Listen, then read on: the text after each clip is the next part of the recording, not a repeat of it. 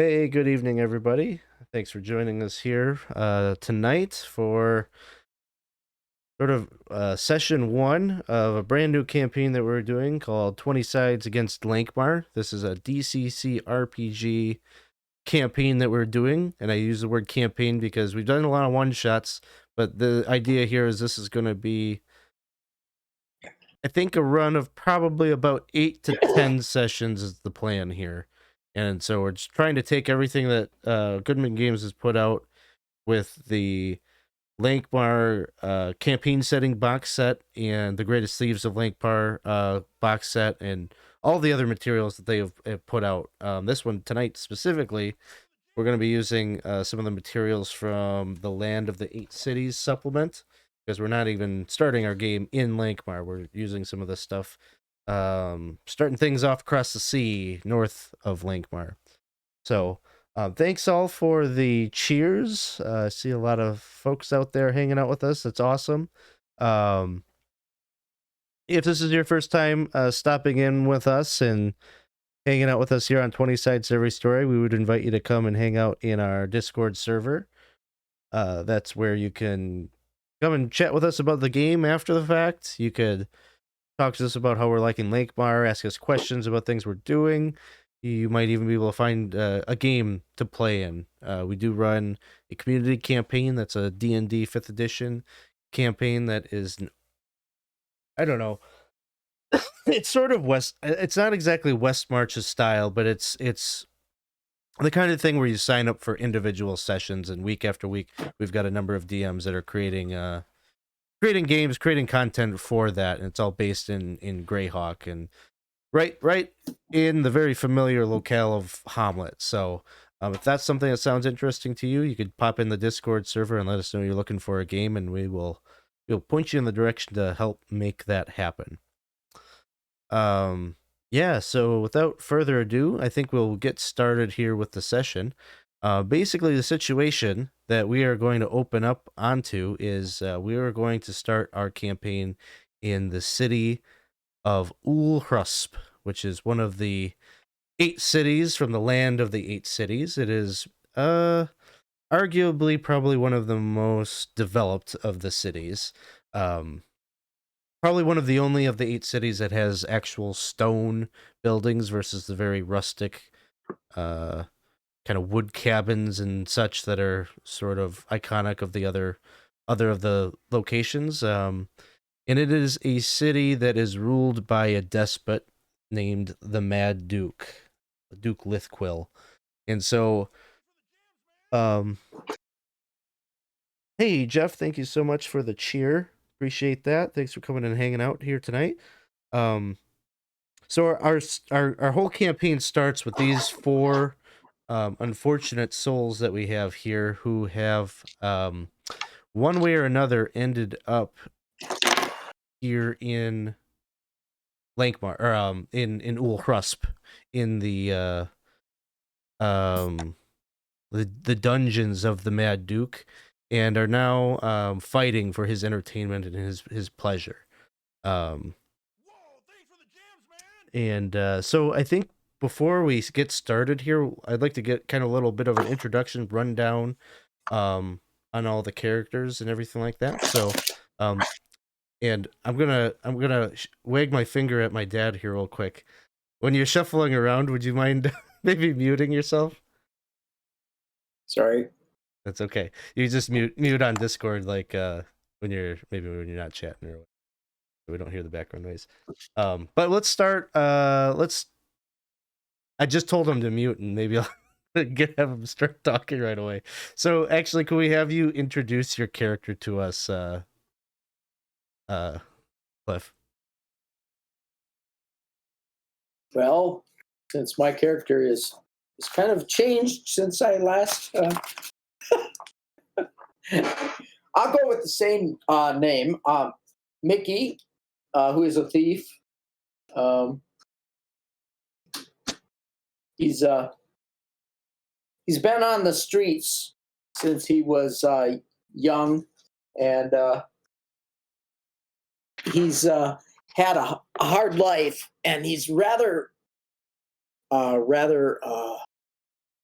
at times he's been starving, so he's grown up and he's a little malnourished, and he's a little weak looking, small, and he's not used to direct conflict. So he relies on his thievery skills of pickpocketing and uh,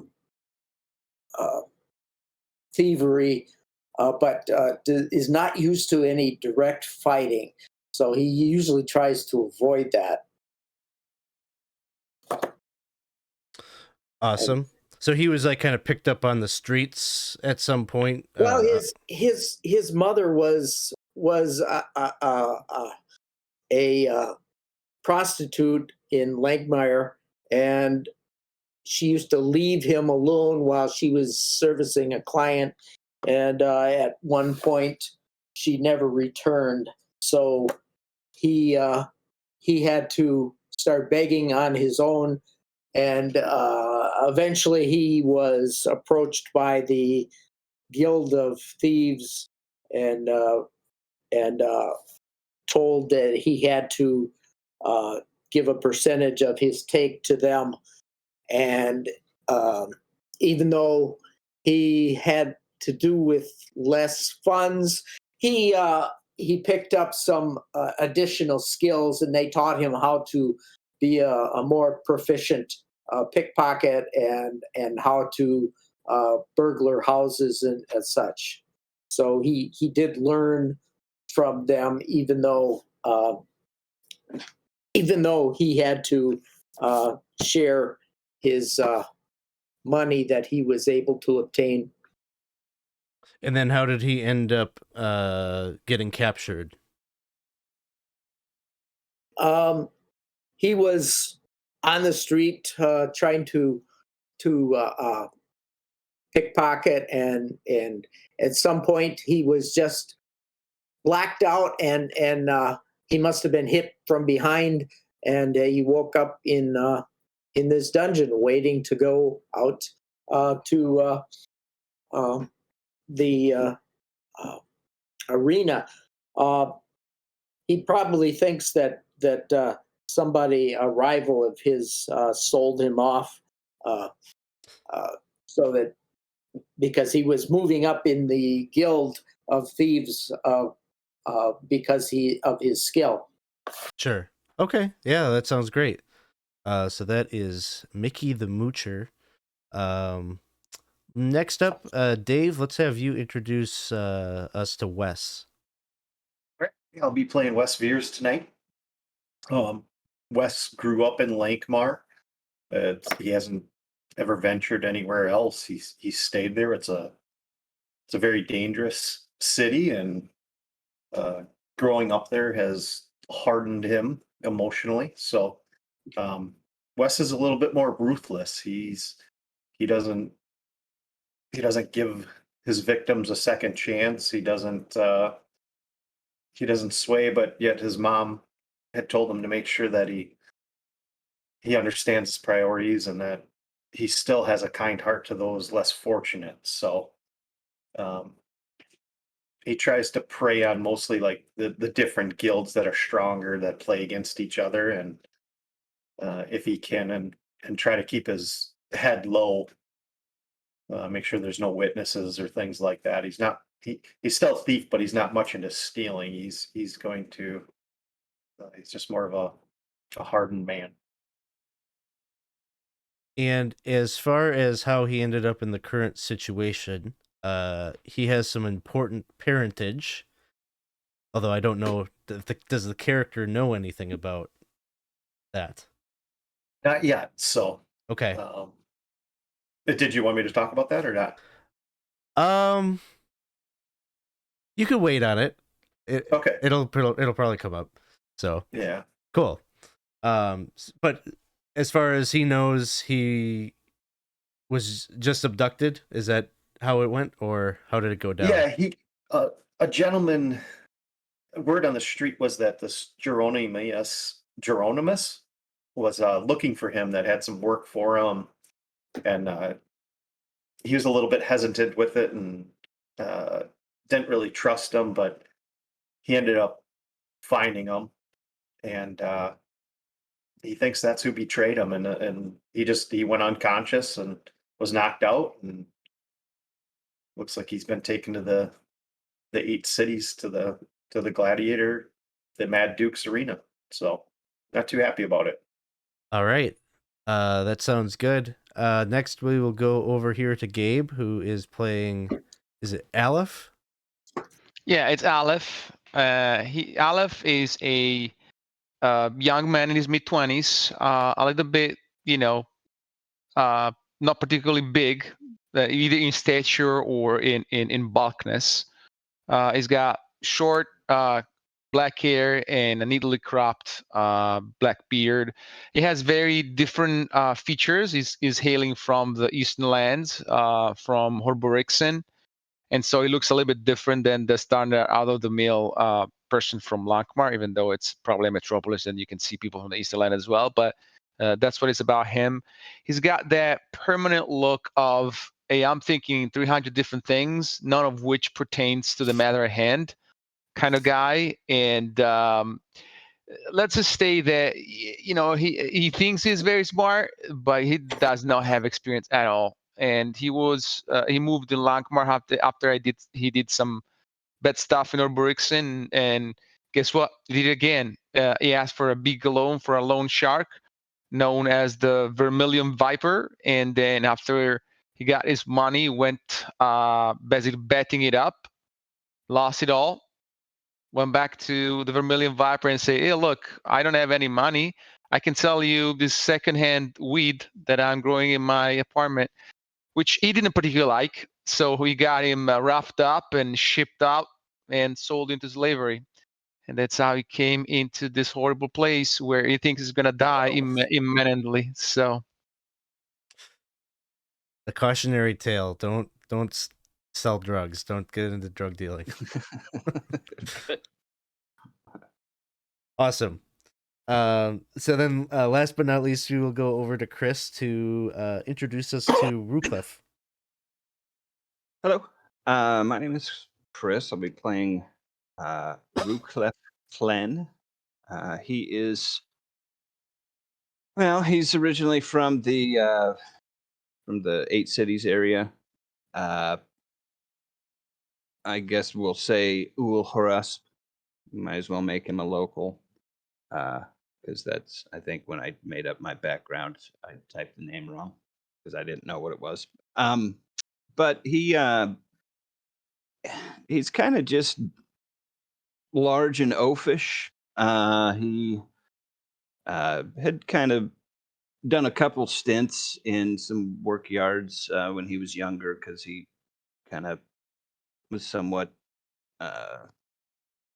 He gave in to peer pressure a lot when he was a kid and stuff like that, and it kind of landed him a couple stints in some of the work yards and everything for some low-level crimes. But he, in one of these, he met a good buddy, Jairus, who the two of them actually kind of became pretty good friends, and Jairus was the one who kind of had contacts and stuff like that, so they got some enforcer jobs and things of that nature. And Jairus had decided, hey, why don't we, he kind of caught wind from a wizard that there was a wagon coming from one of the other cities. Why don't we waylay that? Apparently, they got some pretty high-priced goods and stuff like that. And this other wizard that neither one of them knew real well. But anyways, the long story short, there was kind of a magical mishap that went on, because it turned out that the wagon driver was actually a wizard as well. Magics happened, explosion. Ruclef survived. The two wizards in the wagon and everything were destroyed, but Ruclef ended up being corrupted with these magics and everything, and his arms kind of have the vision of melting whenever he holds them still or whatever. They kind of puddle and pool, and it's really rather horrifying. Just so happens that in the ally in Jarrus when I did the kind of the quick make. He has a magical corruption as well, so he was in the explosion as well. He has a problem that if he looks in mirrors, they shatter.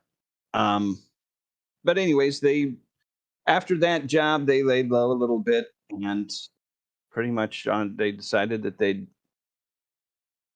do another job. And with his new ailment, he was easily fingered, I guess, so to speak. That was kind of what landed him in the Gladiator pits.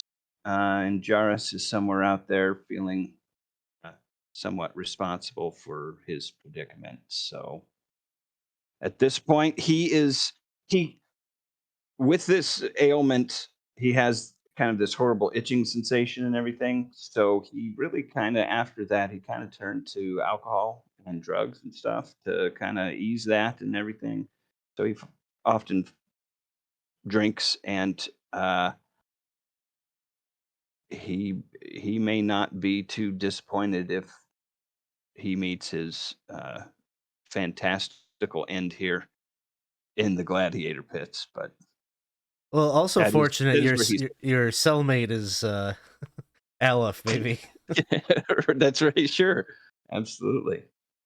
It's never fair when the wizard spell burns and someone else gets corruption. That's just not right. Mhm. So those are the characters, and the opening scene here. You guys can tell me, or you don't have to tell me, but you can sort of decide for yourselves how long you've been here.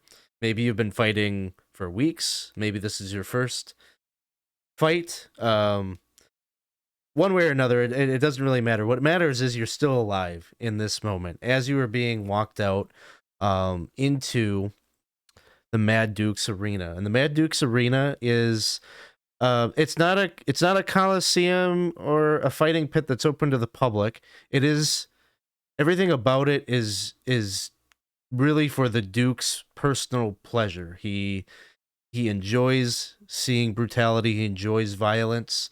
And so the arena itself is actually this 5-tiered tower that is attached to the royal palace, where he carries out his official business and government and everything like that. And so it is always a walk away for him, and at the snap of his fingers, at his whim, he can call those that are down in the cells out into a battle, into a fight.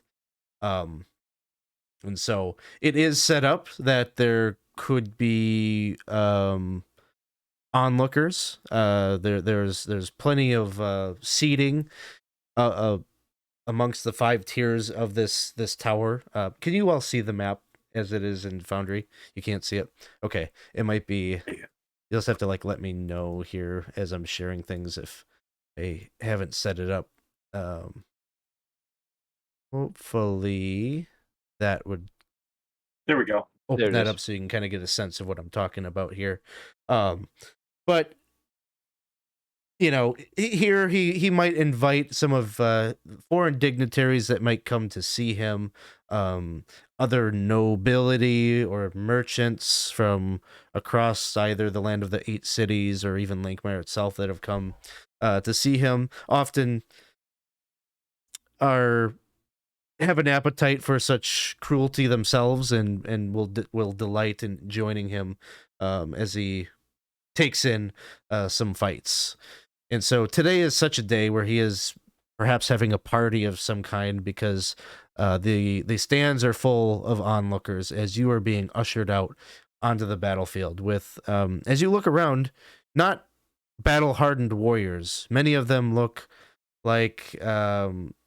You any of you that have proficiency in weapons or have held a weapon before yourself can tell they don't have technique.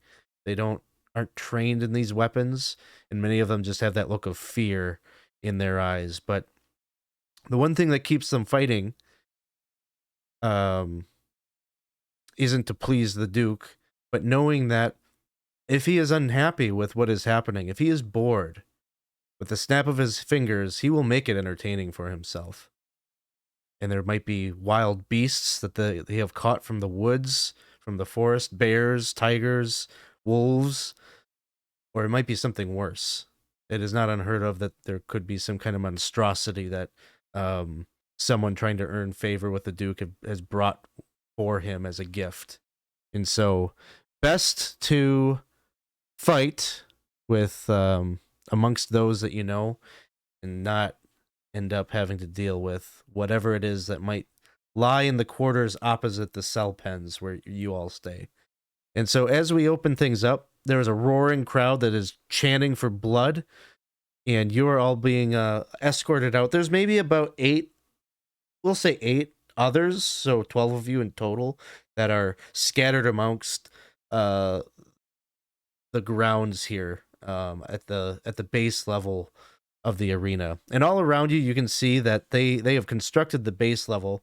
There is on this side, on the western side, this big like iron gate that lifts up from a control on the opposite side, and that leads to where the slave pens are, where your holding cells are.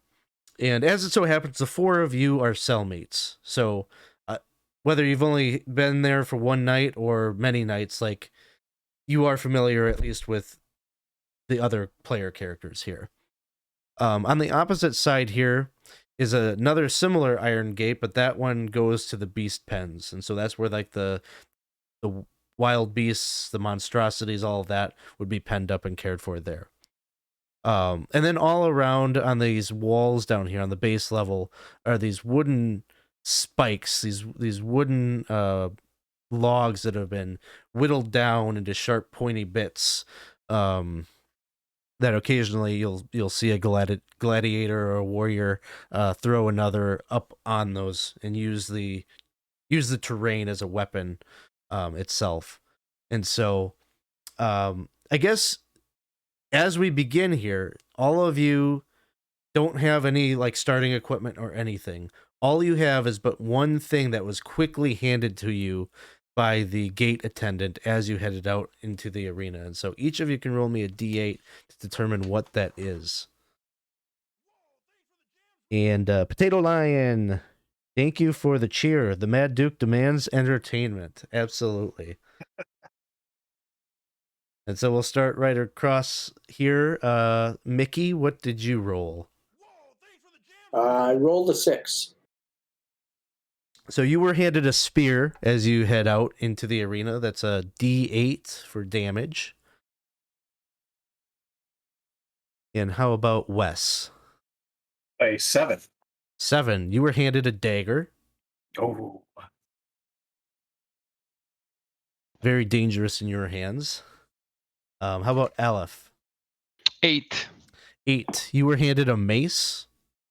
Which awesome. Is that like the one weapon you can't use? Correct. So you see, as he's ended, it's like looking at like, how do I even use? You're amongst the people in the crowd that's like, I don't know, like this is the thing that you hit him with, right? And how about Ruclef? 2. 2. You were handed a club. You go, just a plain old wooden club. And so I'm not going to have us roll initiative or anything here, but I'll let you I'll go to each of you, and if you just want to kind of describe maybe the situation or scenario that your character is in, I will totally roll with that, and then, I'll let you describe like your action. And so I think we will start things off. I'll just roll quickly to see maybe like who I'm going to start with. And then I'll take a turn for the others. So why don't we start things off here with Alef?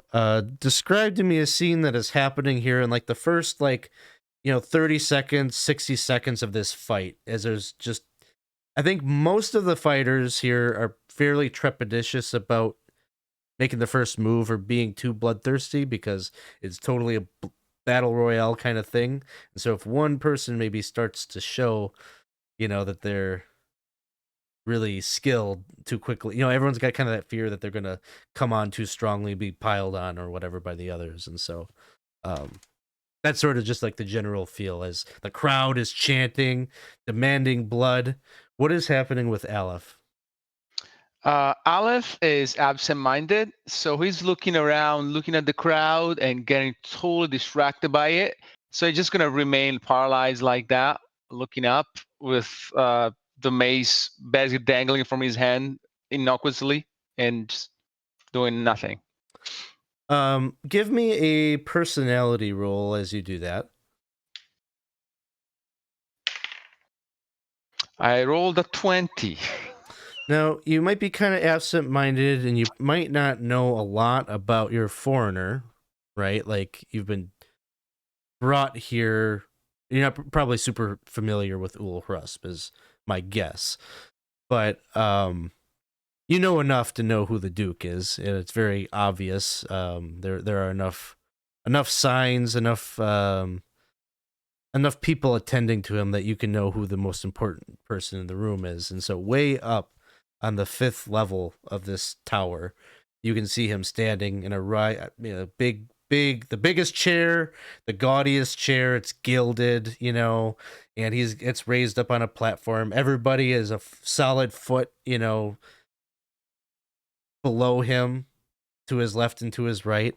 And what you see up there is this bald man, big bushy mustache, unruly eyebrows, and he wears a breastplate, even though there's no chance that he's walking down here and jumping into the fights. But he's armored, and he's kind of got just like he's wearing almost like military garb. He's got a big red sash drawn across that breastplate, and just decorated with like military regalia that shows that he's this really high-ranking member of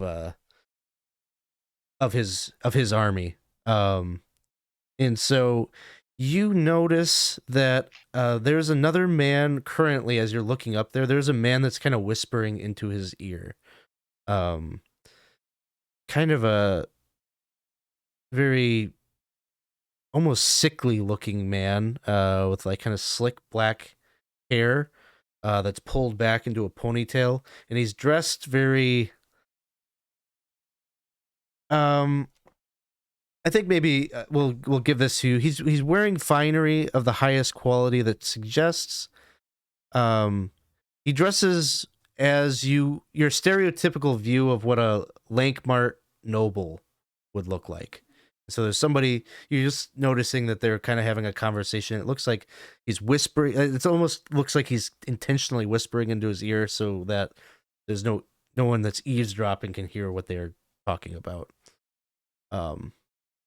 And so they're looking down at the games, but you get the sense that they're not really paying attention to what's happening, even though blood is being spilt in the Duke's name. Awesome. So you're kind of laying low and trying to avoid notice of the other gladiators while this is happening. I'm making myself sparse and unthreatening. Sounds good. Let's go here over to Ruclef. What is happening with Ruclef?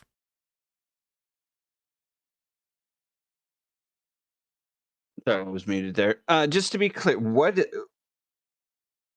is everybody in this situation currently my enemy? Or, I mean, is it like a 12 in, 1 out situation? Or it is pretty unclear, actually. Like it was just, you've all been like kind of thrown out here with weapons, and it's sort of the unspoken rule. Like probably when you first got into the arena, someone told you, just, you probably don't want to go nuts and like start brutalizing everybody out there, because you got to live with these people too, to an extent. But try to draw blood, maybe try not to kill if you can. We got to look out for each other. Like there's a sort of an unwritten rule within the slave pens, essentially the fighters' pens, that that you have to do enough to entertain the Duke, but you want to try to keep each other alive while doing it, if that makes sense. And so this is sort of set up like it's a free-for-all, like everybody is your quote-unquote enemy, but everybody has got their weapons out and looking at each other like, okay, who drew the short straw today? Who's the one that's taken a battle axe to the arm or whatever? That's kind of the situation. Okay. Does one of the 12 have a warhammer? Let me see. I just want to see if that is on my list. Nobody has a warhammer. Of the others that you see one person is just holding a shield that has a spike. There's another that has like a flail. There's a couple that have javelins. Others with spears, like Mickey. Okay. All right. Well, as I'm standing there and my arms kind of melting out over my club, basically starts, my skin is running down, the club. I move towards the guy with the shield, and pretty much I'm gonna try and take it from him. Give him a little rap on the noggin and take his shield. Okay. Why don't you give me just a strength check? Okay. That's a D20, right? Yep. Okay. That is a 17. So do I add one to that? Or add 17 two? would be Do I add plus my 2, modifier? I think. Yeah, so Yeah. 19 total. 19. Yeah. Okay. No problem. He does try to like hold on to it, but you go over there and you're much, much bigger than him. And so he does, it almost seems like he tries to like push it back against you, but you're able to just use that as he thrusts it forward, use that momentum to kind of rip it away, and he goes flying and kind of face plants on the ground just beneath your feet. Okay. So we'll say this shield gives you we'll say it gives you I think shield's +1, maybe. I think it's +1 in DCC. So I'm going to say a +1, and then you can use it to attack, and it would deal 1d3 damage.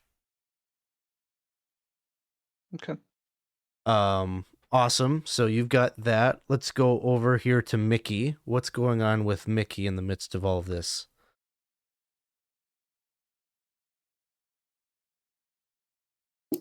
So we don't have any of our previous equipment, so Correct. we'd all be hit points. Armor class of 10. Yeah, 10 plus dex. Oh, plus dex. Yeah, if you've got a dex modifier, it would apply. Oh. Anyway,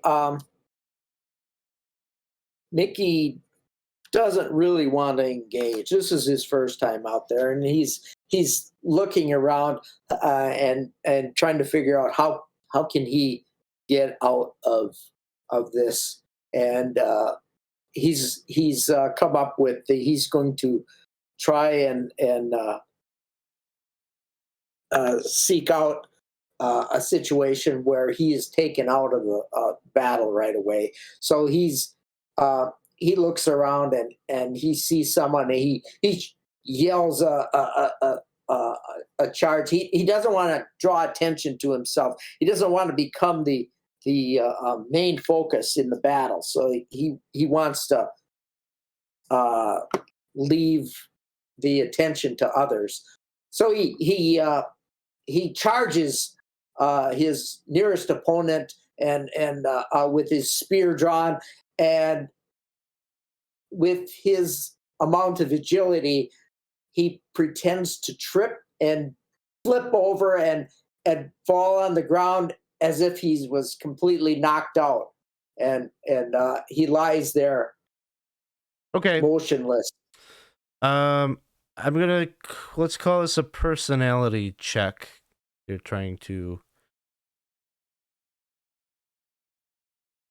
We'll see how good your acting skills are. They're pretty poor. His agility is great, but his acting may not. He fails miserably. Okay, so you fail. You do fall prone and everything. but it's just not very convincing. And I want you to make a luck check along with that. So try to roll under your luck if you can. I did. Okay. So even though it's not a very good performance, the good news is the person that matters isn't paying attention right now, and that is the Duke. Because such a blatant attempt to get out of drawing blood could very well have brought the thumb down and released whatever is beyond that gated door to the east there. Just take a moment here. Welcome in, Gruntold. Hope you're enjoying the stream so far. Thanks for stopping in and seeing us. And then last but not least, I think we've got Wes yet to go. Yeah, so Wes would be looking for. So these are his cellmates. He kind of knows them. We know what's going on. I would look for someone on the other side that's kind of a new person that doesn't really know the show. And he would go towards them if there's any. So I will describe someone who's new, but after I describe them, I'm not sure if you'll want to approach them or not. But there is just this big, kind of brutish looking guy, like younger. You would guess that he's probably like, he couldn't be any more than maybe 20, 21, 22 years of age. But he's very kind of pale white skin, long, blondish kind of hair. He's got like all these kind of like tribal tattoos up and down his body. And so you probably pick him out pretty quickly as being from the cold wastes, like a northerner. And he's got he's brandishing a pole arm in hand, and he's like the one guy here that looks like he knows what he's doing. He's like kind of doing some flourishes with his pole arm, and he's got these fierce looking eyes, like he's ready to go, and he maybe doesn't quite get it. Like he will probably kill someone if given the chance. So I guess I'll keep my eye on him, and I'll try to see if there's any other, maybe like 2-3 people away from him, just so I can start the dance with whoever else is there of jabbing at each other. And yeah, okay. So you want to kind of have like a little bit of a faux fight with another, maybe someone that's on the same page as you. Yeah, yep. Like let's start the action, and especially if the Mad Duke's watching. So, all right. Why don't you give me a person? Yeah, let's do a personality check on this. okay, what's that? What do I got to roll? D20, and then what's your? It's PER, is the ability. I always think it stands for perception, but it's actually personality. Where do I find that on the sheet? Where you got like strength and agility and stamina, like your 6 core ability scores. I don't see it on there.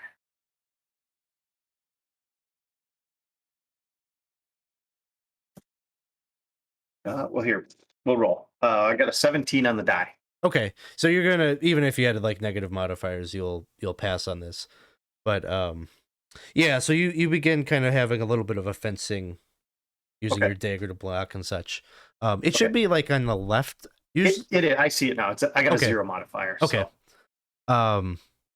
So we'll turn to so that was kind of you all kind of set up what you guys are doing with your characters, and so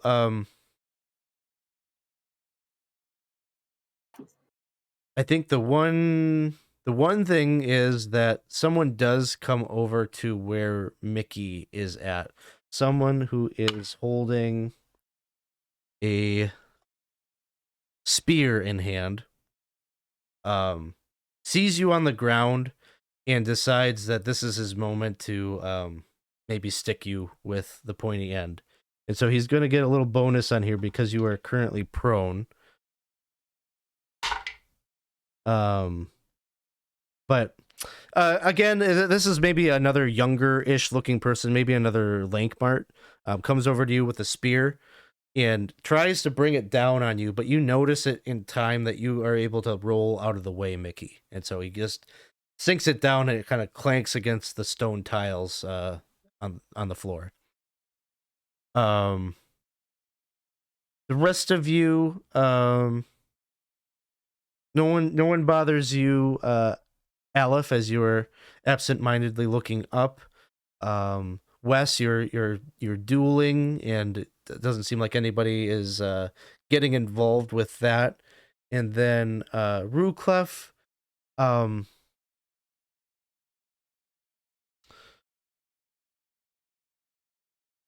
you see that big guy, that big bulky guy. He sees you and decides you're the one. You're the one that is maybe up to the challenge.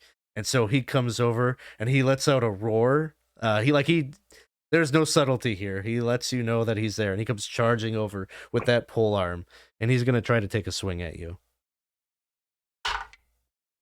And he rolls a 9 to hit.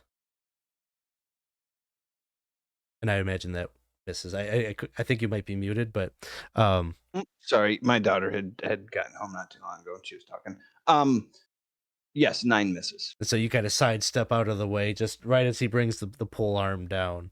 And so the Duke, Alef, as you're looking up there, kind of looks down. He looks he yawns.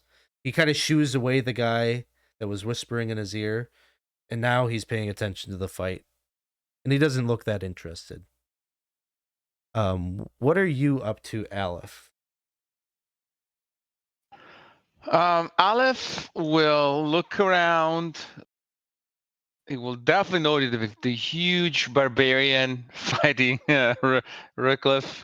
So he will distractively, he has a small bead of cut glass.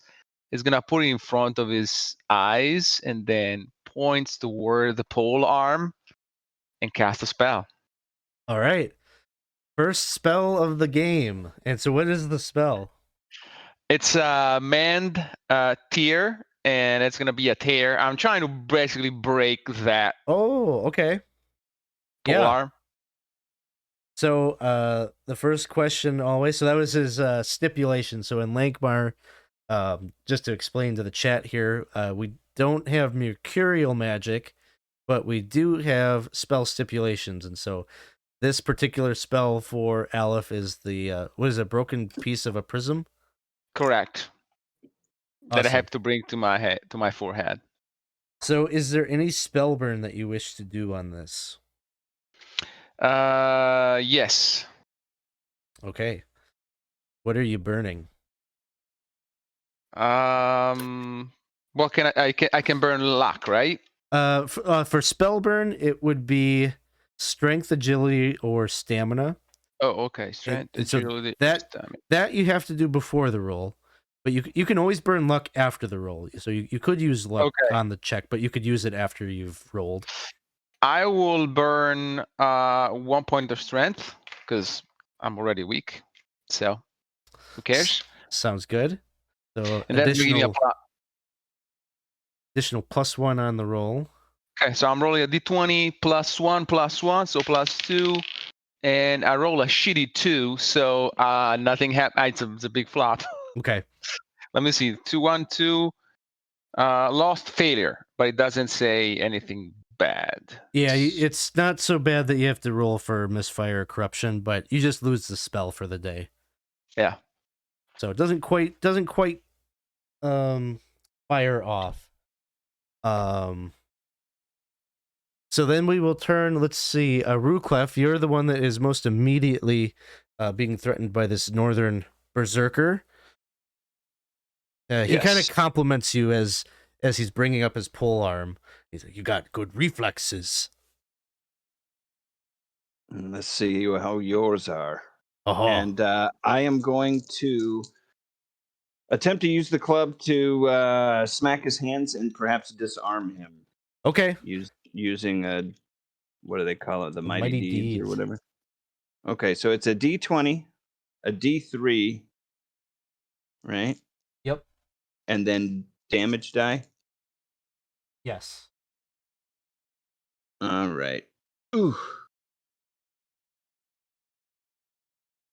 That is a 1 on the D20, but a 3 on the... Okay. So we got a fumble. Damn it!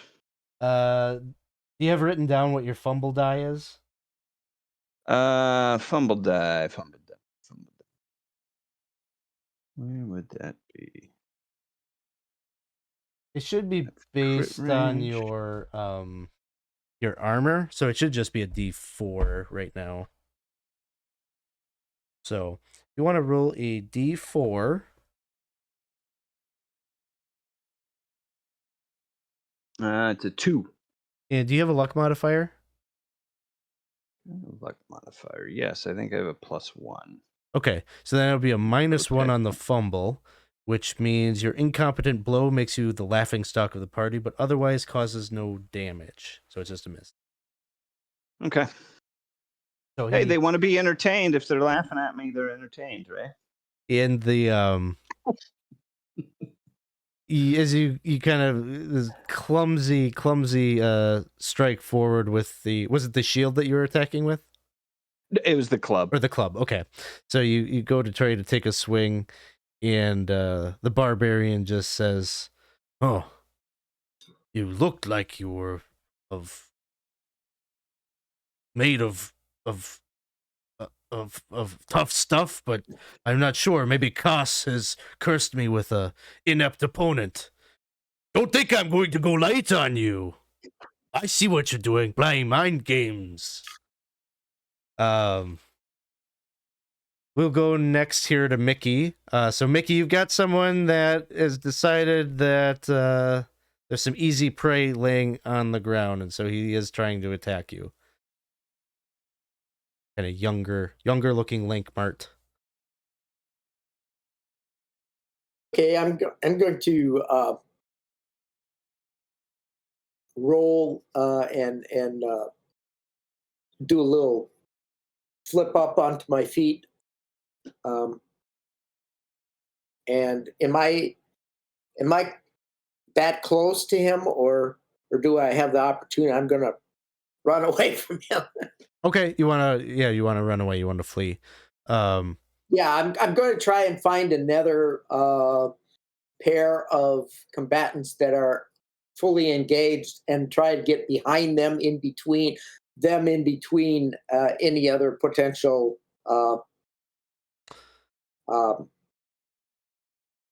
people that might come after me. Let's take a look at your thief skills. I think that's how I'm going to deal with this. Why don't you give me a... It's not exactly what I want, but why don't you give me a hide in shadows check? I'm just going to use that to see if this is successful.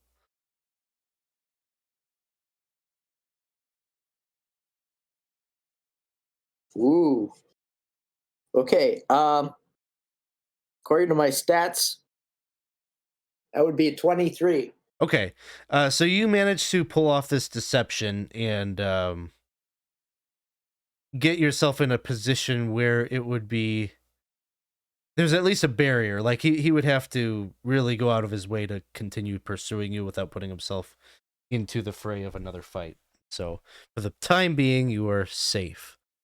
Let's go over to where Wes, you're paired up with another survivalist who just wants to live to see the next day, and you have been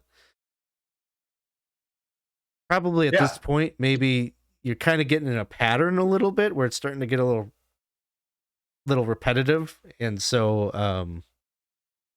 what are you thinking? What would you be up to? I would just kind of whisper to him as we're going back and forth. I would say, like, "It's your turn to take the fall. I'm going to hit you in the face and go unconscious, all right? I need to help my friends." And then I'll take, like, the dagger, like, kind of like flip the knife up so it's pointing out, but I'm going to hit him in the face with my hand, but make it look like I hit him with the dagger. Okay, sounds good. Why don't you give me an attack roll? Ooh, a 10. 10 will be good enough. Roll me a d3, and you can apply strength to this. So that would be 3. Okay. So you cold clock him, and you get him good enough that there is going to be like a welt or a bruise there, and he goes down, and you can tell like he's intentionally keeping his face up to show that there is a wound. So with all of that happening, the barbarian. We'll turn to the barbarian. He is going to try to take another swing there at Ruclef, and he just he does like a little kiss to the weapon and looks up for a second. He's like, "Cost be with me. May my strikes be true." He swings 13 to hit. I believe that is a hit. Right, standard is 10, no armor, Yep. no agility bonus or anything, and a shield, right? You would get okay. Do you have an agility bonus? I do not. I mean, it's 0. Do you have a stamina bonus? +1. Okay. So because you are a fighter,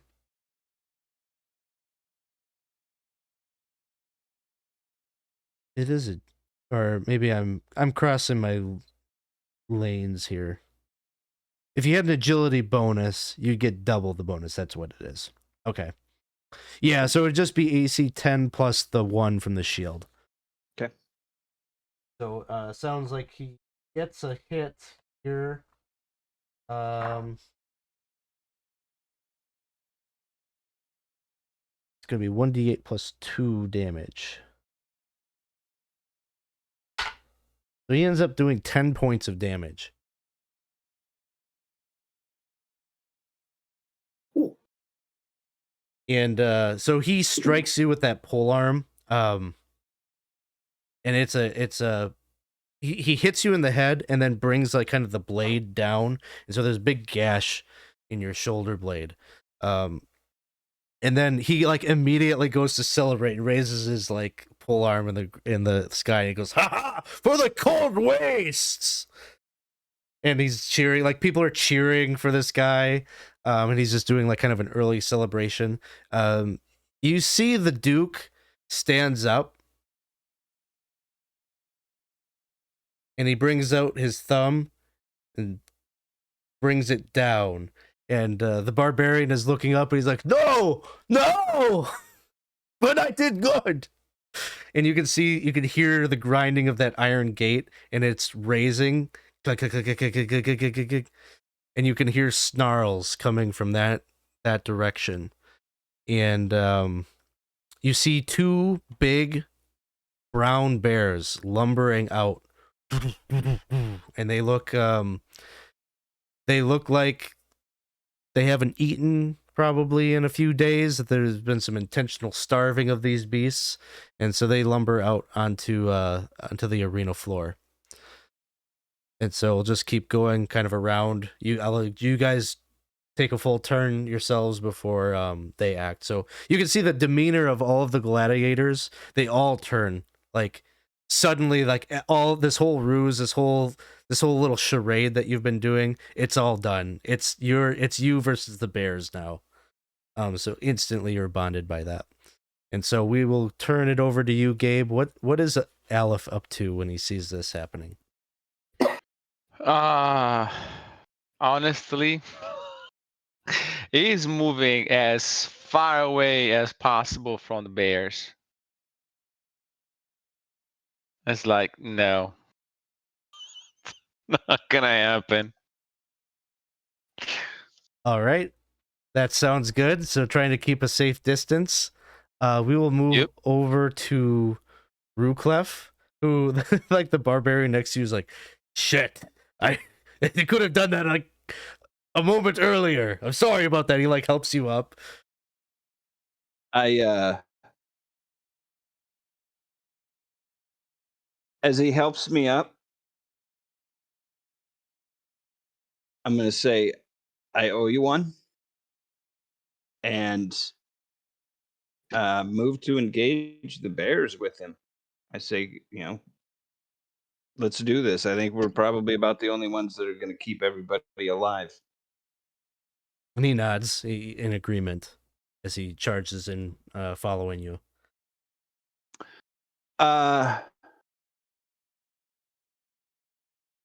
Alef, you have a mace, right?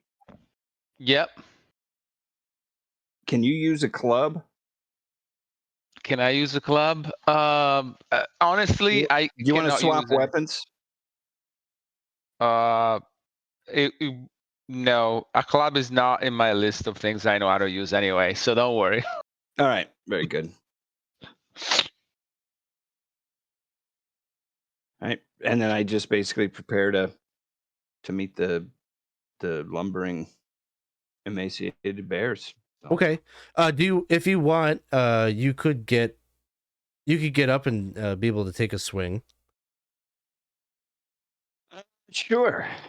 Yeah, I might as well. Yeah, I'm gonna more or less with the club. I'm gonna try and hit it in the side of the head. I'll go ahead and do feed again and try and knock it prone for the Yahoo to cleave it on the ground. That's a 10, 12, 14. 14. It was a 2 on the D3 on the deed die. 14 will hit. Okay. Then it is 5 points of damage. Oh wait, no, you add the D die to the damage as well, correct? Yes. Okay, then it is 7 points. Okay. You strike right into the side of this thing, and it lets out a roar. As it does so, you think you probably punctured some vitals, but it is still now it's pissed, and you're right next to it. So, Right. you're Yeah, kind of sure. hoping that the barbarian comes up maybe behind and maybe helps you out with that. Mickey, what are you up to? How close are the bears to where I am? You tell me. I'm not gonna play like the feet game. Like if you want to be close, they basically are lumbering right in right now, and so Okay. Since there are a couple of people that are engaged with the bears right now, I'm gonna circle in behind them, and I'm gonna launch my spear at the bear. okay. So you want to try to get the one that has just been injured. Yeah. All right. So go ahead and make an attack roll.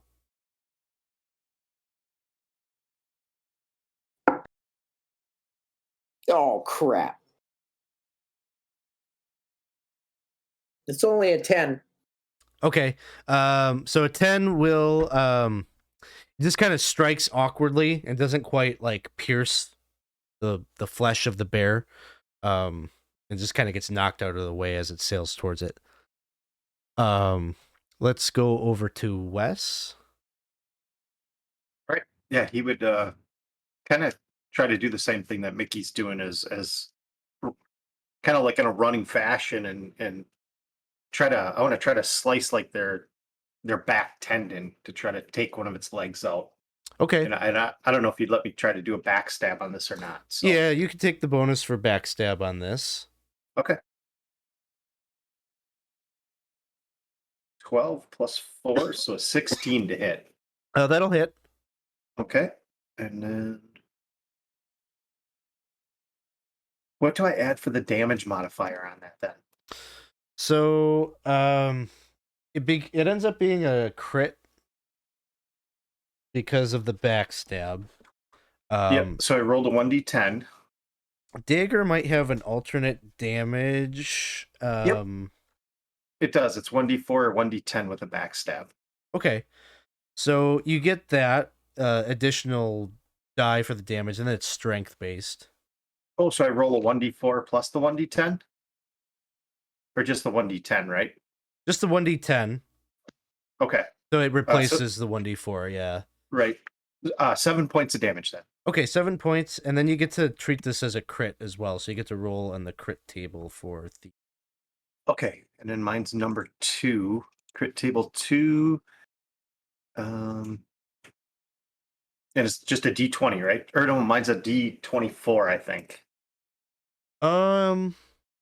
It's 24 things on there. Let's see. Thief, crit, your crit, it's a 1d10 at level 1. Oh, 1d10. There we go. Thank you. So 3. And do you have a luck modifier?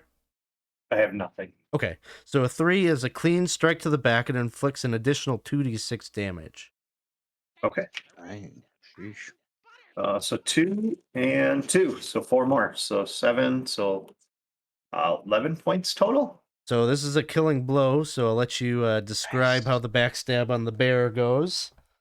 Yeah, so he would come through, kind of the knees out, the dagger in hand, slice it through the hind quarters of the bear as he kind of slides past and then stands back up.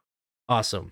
So 1 bear down, 1 to go. And it's going to give a shout out here. Thanks to Goodman Games for coming in with the raid. We are playing some DCC tonight. So we're playing some Lankhmar. We're not in a module or anything. We're just doing straight up like a campaign. This is session 1. So they are fighting currently in the fighting pits of the Mad Duke Lithquil in Ulchrusp across the lake, across the sea, in the land of the 8 cities. So thank you so much for the follows there. Thanks for the follow, Shattered Saint. And thanks for the follow, Alef Soul. Appreciate that. Thanks for coming and hanging out with us.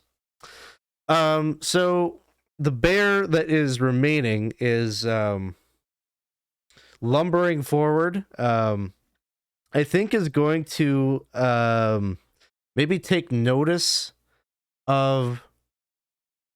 It's going to take notice of that wild spear that came sailing in, and is going to go lumbering over in your direction, and goes charging, and is going to try to take a swipe at you, Mickey. A 17 to hit. Yes, that does. And that is going to be 6 points of damage. I know the other character sheet that wouldn't have been so good, but maybe this one has a little more durable. I'm still up. Okay. Yes. So it kind of swipes at you, and I'm gonna say it swipes also at one of the other gladiators that was in the mix, like with its other claw. It tries to maul someone standing nearby. Manages to get them, and so you're kind of like the afterthought. Like it claws at you, but it brings down this other gladiator that it immediately like just brings right down to the ground and immediately claws, pins it to the ground, and its maw just bites right into its throat, and there's just gore everywhere. And the crowd is cheering. Like finally they're getting what they want. No more of this play acting, this charade. They're getting what they came for. The barbarian is like chasing after it as it kind of goes wild and goes in the off direction. He chases after it with the pole arm, takes a swing. He's gonna hit. And he does 1d8 plus 2. Manages to do 6 damage to the bear. And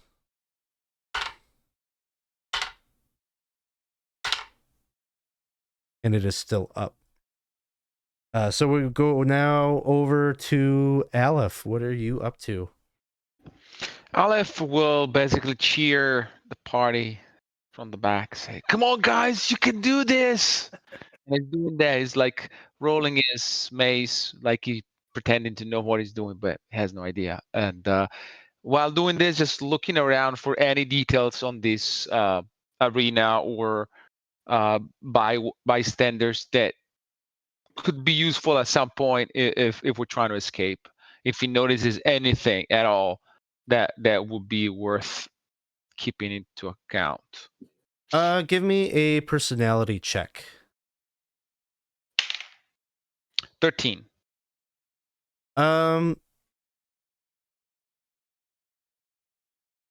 You notice that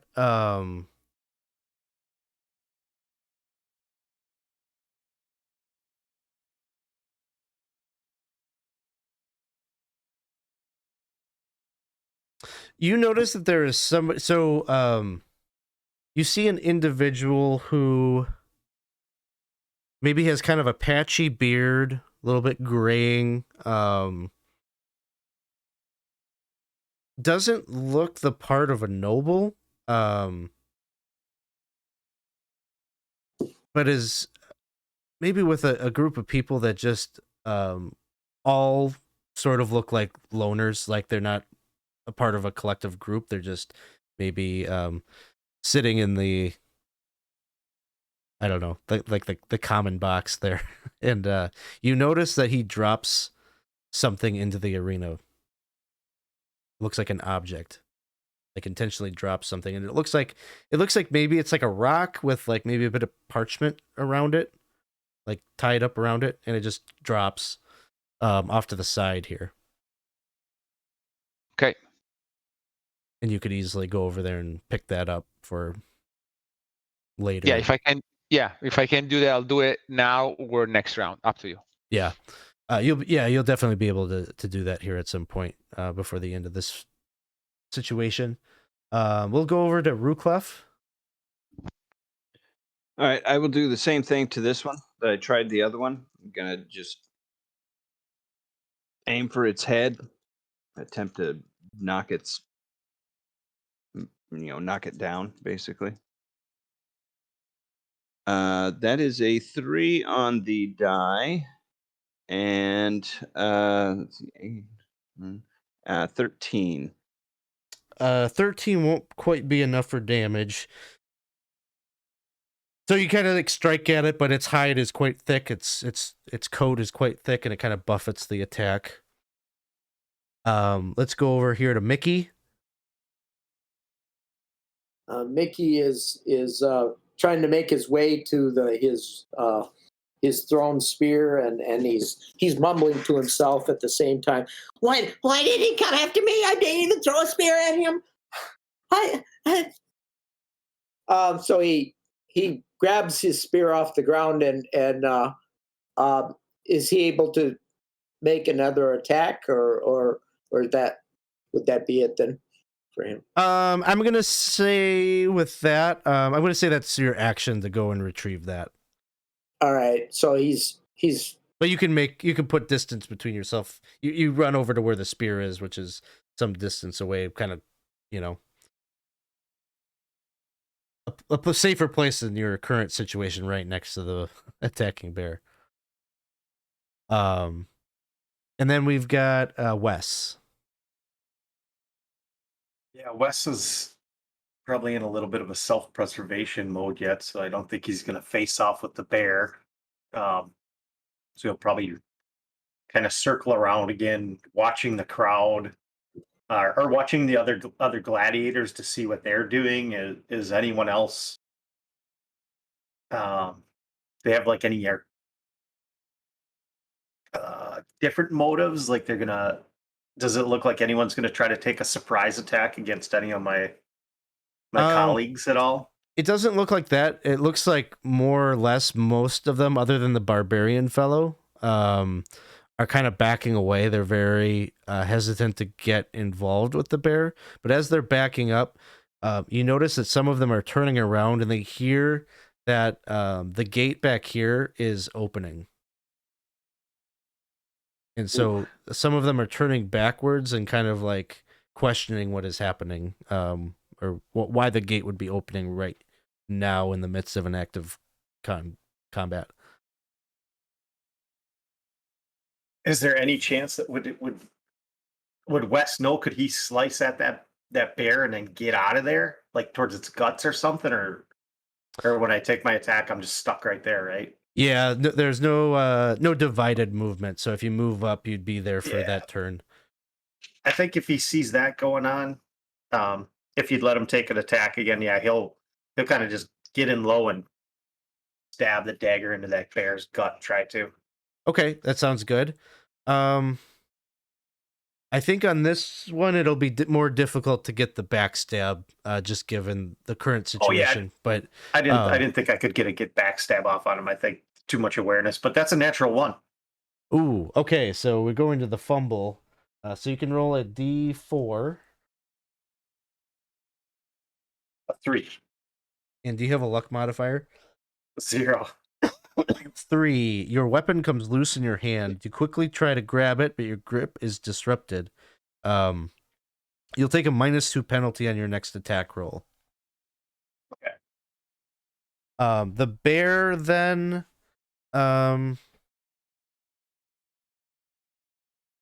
between Ruclef, what is your luck score? 14. And Wes, yours is lower than that. Yeah, 12. It's gonna try. The bear turns around and or he's looks like he's got a choice. Which one is the tastier meal? And so he is gonna try to go for Wes, and he gets a 16 to hit, Just barely. and that will be 4 points of damage. Ouch.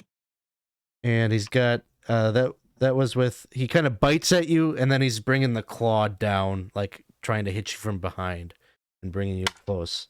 But that's going to miss. And so as he bites, you manage to kind of swing your body, maybe, even though you're like in its maw, but you swing your body just enough that the claw swing doesn't quite grab at you. Then the barbarian runs up there with the polearm, and he does like this leap, like he uses the butt end of the polearm to kind of leap up, and then tries to bring the thing down to try to skewer it from above, and doesn't quite land that. Kind of overshoots it, and it gets to the other side of the bear. And then what you notice from the gate that is rising from the west, from what you presume is the slave pens, you see this mountain of a man, 6'10", just muscular. He's got tattoos with red ink all up and down his body. He's bare chested. He's just kind of wearing like a leather like kilt or skirt. And he's got like a number of weapons at his hilt. He's not like you guys. He's been armed. Like he's got like all of his favorite weapons, a battle axe strapped to his back, a big great sword at his, that he's able to, it's, he's so big that he can kind of carry this great sword in a scabbard right at his hip. And he's walking forward, and the whole crowd just starts chanting, and they're just chanting, "Scar Smith, Scar Smith, Scar Smith, Scar Smith."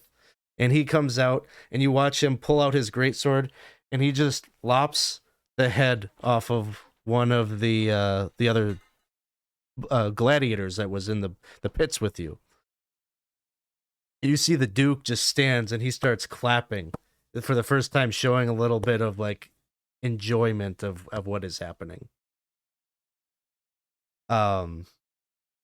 So we will turn now to Alef. And you were kind of keeping your distance. You went and grabbed that stone. I'm next to him. I'm very close to him. Yeah, you're probably like on the wrong side. You wish you were over by the bears. Shit. So Alex is like, holy shit. And so he's gonna reposition himself, I guess, more or less toward the middle of the arena right now. And yeah, I mean, that's all he can do. He really has no spell he can cast, and he cannot use the weapon. So he's gonna keep that scars. Sounds good. So basically, as you reposition yourself, what you notice is those of you that are off by the bear, like you're alone with dealing with the bear, because all of the other gladiators have kind of formed up a wall, and they're like they're all eyeballing each other. Like, we've got to like circle up on this guy. This is like our only chance is to gang up on him. So they're all having their attention diverted towards him. Ruclef, it is your turn. All right. Attacking the bear. Let's see. I'll throw my deed die in there. Once again, attempting to perhaps, break its jaw or something like that. That is 11, 14, 16 That'll hit. to hit. And the deed die was a 3. So.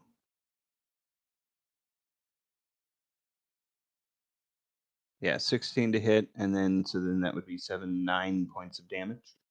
And go ahead and how does this look as you bring down the bear? Pretty much after it had attacked Wes, I was able to catch it off guard, and I bring that club kind of from below and hit its bottom jaw, and pretty much take its bottom jaw off to the side as the follow through breaks teeth and collapses the thing. Awesome. So the second bear is felled just in time for you to notice the new threat on the battlefield. But just as you're all kind of mentally preparing for having to deal with this brute of a man, he beheads like a second guy, and the Duke just stands and he says, "Wait, wait, wait. Stop. This is too much of a good thing all at once. I want to savor this moment. My bastard son is here." And he points to the big man that just walked in with the red tattoos, and he says, "He is my champion, and I wish to stretch this out over the course of the entirety of the week. There is no rush. Guests, honored guests, you're all welcome to stay within the palace and enjoy these games. There will be a tournament. There will be games aplenty. Drink, be merry, enjoy my hospitality." And he is just inviting all of his guests to stay with him over the course of the next maybe week or so. The big guy raises his weapon in the air, and he declares, "Father, I fight not only for your glory, but for the glory of the Red God. May the heads that my blade takes, the blood spilled, anoint the ground beneath his feet. And I will become not only your champion, but his." And he points to the sky. A lot of the crowd is kind of rallied by that. They cheer this religious pledge of his, just as all of you are starting to be like, there's like attendants that are coming out and grabbing you all, putting you back in your iron bindings and taking you back into your cells. And so it seems for the time being, at least, you have survived, although it sounds like you've got a busy week ahead of you. Alex, can Alef kind of scuttle around to where that rock Oh yeah thing is being dropped? Yep, you managed to grab it. Probably not able to read it quite yet, but you're hoping, in the darkness of your cell, maybe later you'll be able to like have a moment like that. Mm-hmm. Anything that any of you want to tell me before we maybe jump forward and see maybe what happens here this evening while you're placed back in your cells, or questions that you have about anything? Well, Mickey is just yelling, I need medical attention. Medic. A number of people in the crowd are laughing and pointing down at you. Now,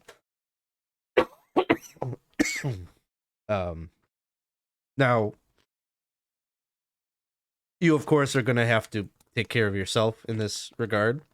And so we can jump, I think, forward here. At some point, you were placed back into your cells, and again, the four of you, you're in one cell. And each cell seems to be a capacity of 4, typically. Let's see, I have a little image I'll just share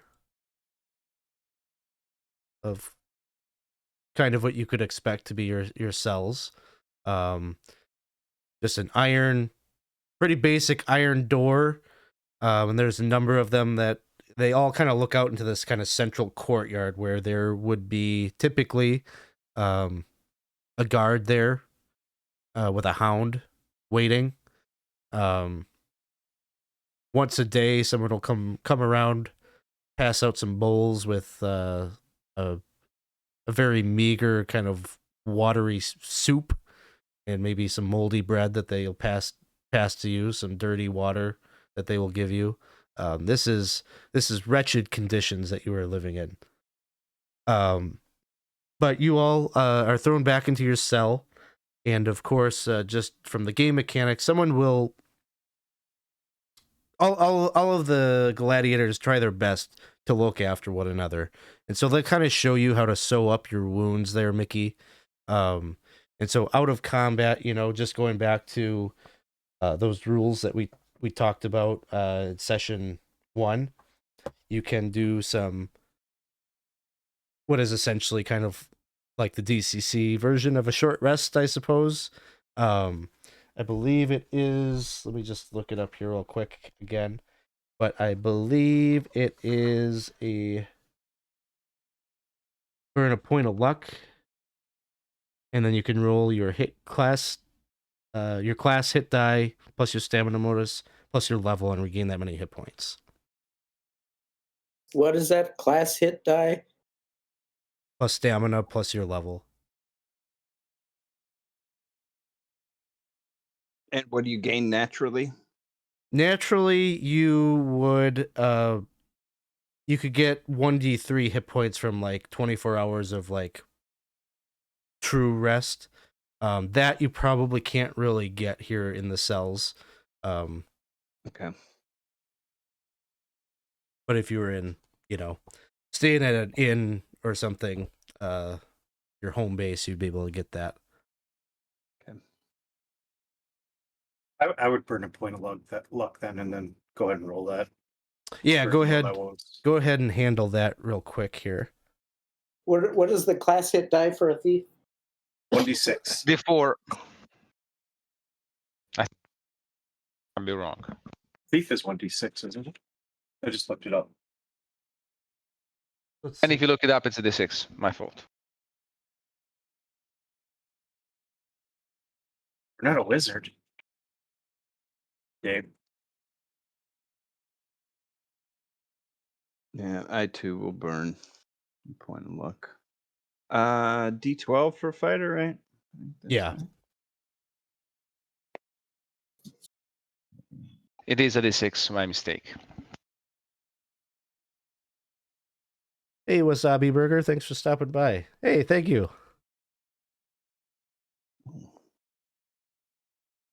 Die roll plus stamina modifier plus level. Yeah. Okay. Go back up 11. I was down 10, so I am full. That's good.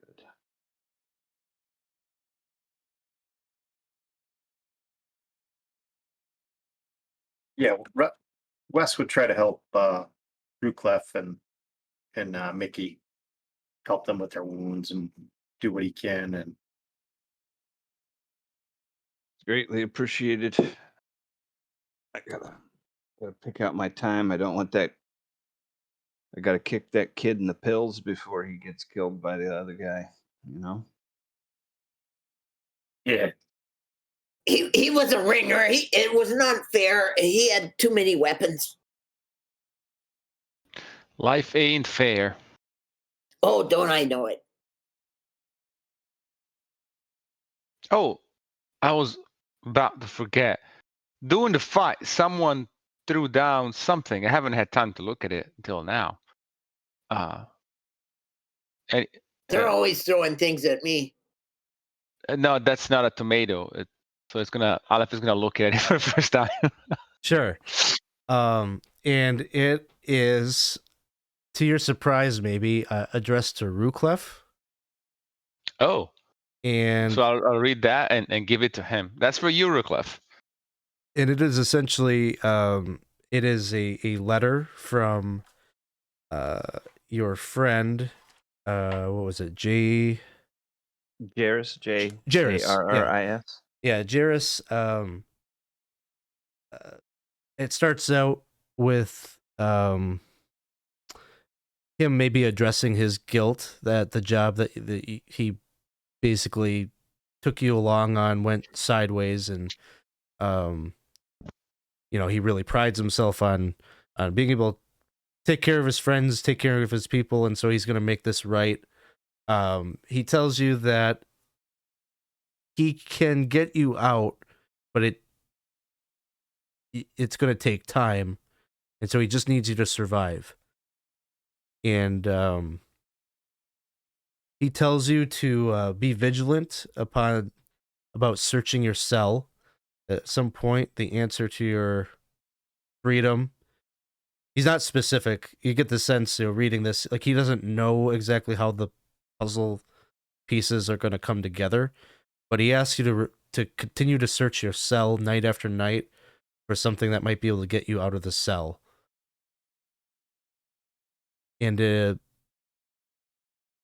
when that happens, once you have that, your goal is to try to get to the holding cells where the beasts are layered.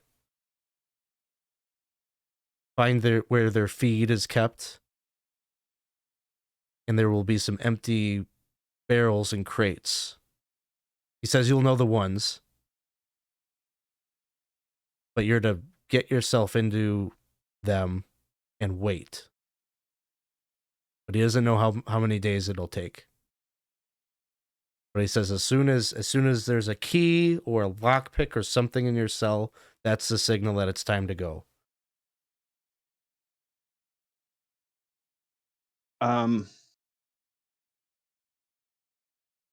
As I read this, I tell everybody here. I say, apparently we kind of in really hushed tones. I mean, the place probably echoes or whatever, so kind of have us go to the back of the cell or whatever and whisper. And I take this letter and start tearing it into little pieces. And I'm eating it as I'm telling them this, right? Chewing this paper up and handing them pieces as well. And I say, we've got a chance at a prison break, boys. Are you in? Of course. It's about time. I've got a friend on the outside. Each night, we need to check this cell. Some of you may be better at that than myself, but he wasn't specific, but there will be something here that will allow us to make our way out. And we need to get to the feed stall on the other side of the arena. The what stall? The feed stalls, where they have the food for the animals, for the monsters, for the critters. I wanted to go over there anyway because they get better food than we do. Maybe. But at that point, we need to get into barrels and wait. That's all the information I got, but this is a letter from my boon companion. Somebody I would give my life for, and apparently somebody would give their life for me. So you trust this person that with they're every not going ounce, to. with every ounce Alright. of my being. I've never had that trust. how do we keep alive from here on out? What was the big guy like fighting? Did he try to kill you? Did he hold back his blows? Or do we need to take him out? That young upstart, we may need to take him out. All right. I mean, he seemed apologetic, but that was only when he thought I was the only one who could assist him in staying alive. So I told him I owed him one. Before he dies by anybody else's hand, I plan on giving it to him. All right. He'd probably be happy to go up against that big guy with all the weapons. The bastard. Yes. Boys, I'm thinking that barbarian and you, Ruclef, we can actually put up a fight. If you guys manage to bring down the bastard son of the Mad Duke, you might make yourself the next champion. That's coming from you, Alf. Where were you during the fight? I don't know how to fight. Yes. We have to change that for you. We got to help you. You're I can have hesitant my- on eating that piece of paper. I got you too. I want to see. I want to see. I don't think that's a long-lived position anyway. Even with all his weapons, how many years is he gonna go like that? He'd be lucky if he got through one. He's 6 feet 6'10". Yeah, but I want to see you take him on. no, but he usually takes on more than one person at a time. So You hear from the cell next to you, you just hear the familiar voice of that barbarian is, "Hey, what are you all whispering about in there?" You just Mind your mind business, boy. You mind your business, barbarian, or we'll carve your fucking kidneys out. Hey, I like the that. guards don't like us talking too loud. Oh, well, my Keep cellmates your voice down. don't seem to be much of talkers. Because 2 of them lost their head earlier, huh? Hey, bad too boy, soon. That would be a deterrent. Yeah. Well, I'm still alive because I have my god with me. do you think you can take on the Scarsmith with that? Of course. I hope to see him again. He's lucky that the Duke called it off when he did. I would have had his number. Ask your man there. I got him pretty good. Didn't I? Yeah, that was stupid. You did. That was You should- stupid. Well, I was You winning. should go after him, the bastard son, right away. He doesn't stand a chance to you. Your honor, your god is with you. You should go after him. You can do it. I I'm could see it honored in to your have. eyes. I'm honored to have your confidence. Thank you, brother. Yes, I can see a worthy fool when I see one. And you, are you in? Do you realize what this game is? It's a game of battle, and I am good at battle. Yeah, but we attack Maybe. the enemy, not us. But The enemy is the Scarsmith. You bring him down, then you can bring us down. But priorities first. Who is the biggest boy here? The Scarsmith, right? yeah, the Scarsmith. So you're the toughest, meanest bastard here. You should take him first to honor your god. I like that. You're right.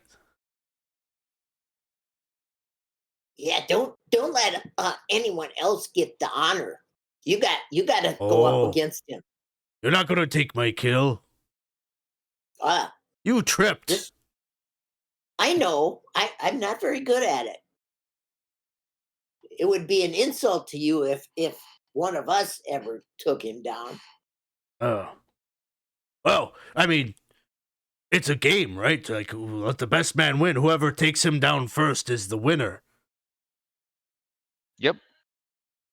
Ah, I've never been one much for religion, but who was the red god he spoke of? Oh. I don't know much about the Red God, but I think he's a local god of brutality and war. That is what I have heard.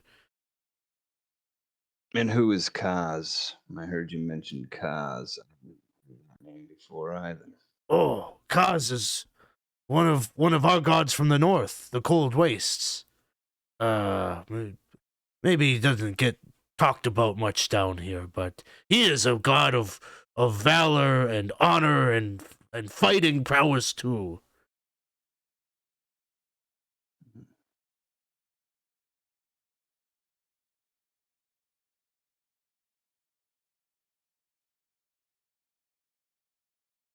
And as you're talking,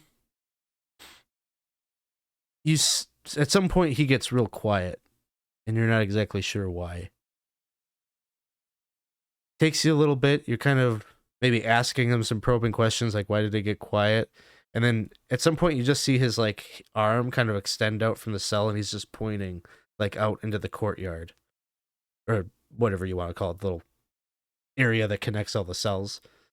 And you can see out there, there's just like some torchlight. So it's very dim, but there is a little bit of torchlight coming from maybe where the guard's post is. But the guard is not present at the moment.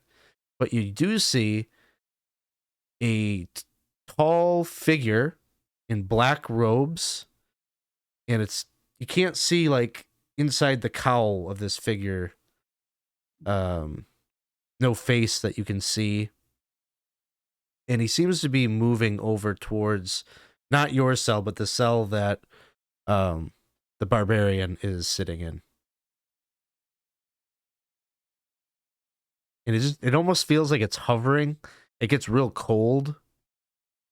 Not that it's super comfortable anyways, but like as it moves, you can just feel like a chill. You can see like ice kind of like start to like form on the iron of the bars.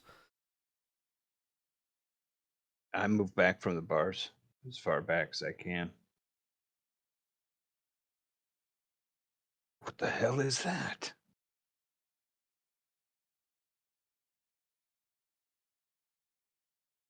Maybe Alf would know. You can all make a luck check.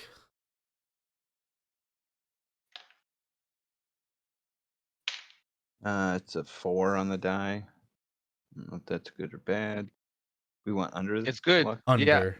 Yeah. I rolled a 1, so I'm the luckiest around. Did anybody fail it? I did. You I'm did? very unlucky with a Okay. 19. Yeah, I rolled over mine too. Okay. And the figure, like, as you're all backing away, like, it kind of turns its head towards your cell. And it speaks in kind of this really raspy voice. And it says, "You don't have to well, I'm going to say, don't have to fear me. Mickey? Wes? Yes, your names are on my list." List Do I for know what? you? Not yet. What sort of list? Is it a list for prize?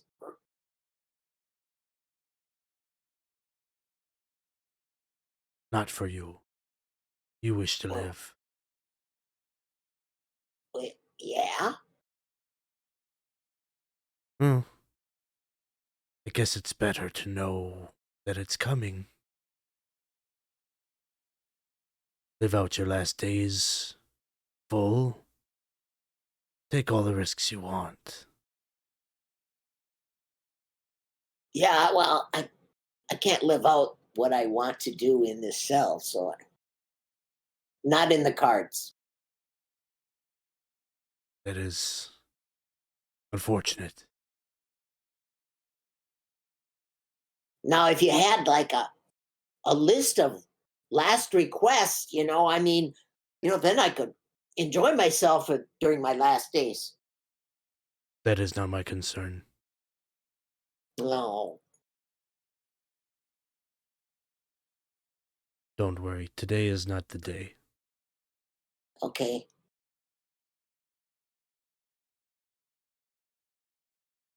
Who or what are you? I am death.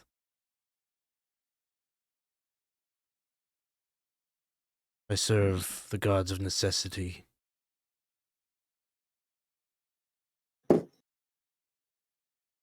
I am here for these two. And he's pointing at the cell where, you know, they put the bodies of the two slain. They haven't disposed of those bodies or anything at this point. They just stuck them back in the cell for now.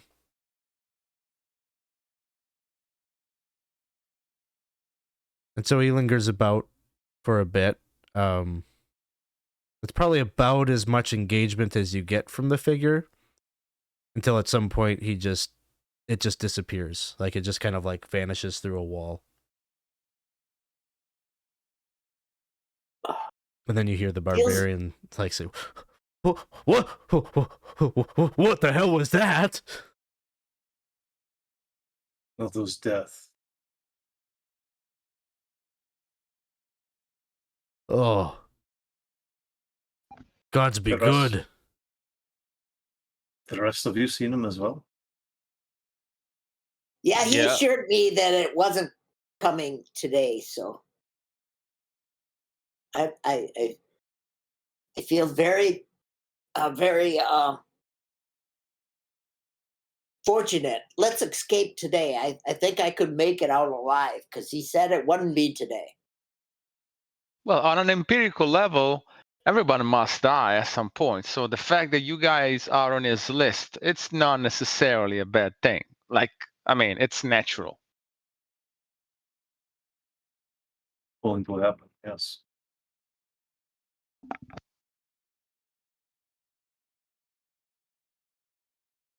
Honestly, it's unfortunate he didn't know my name. He knows all our names. No, he didn't speak it. Well, he said I was on a list, so that's not necessarily a good thing if if it's on the short list. Ruclef, you not wanting to be here anymore?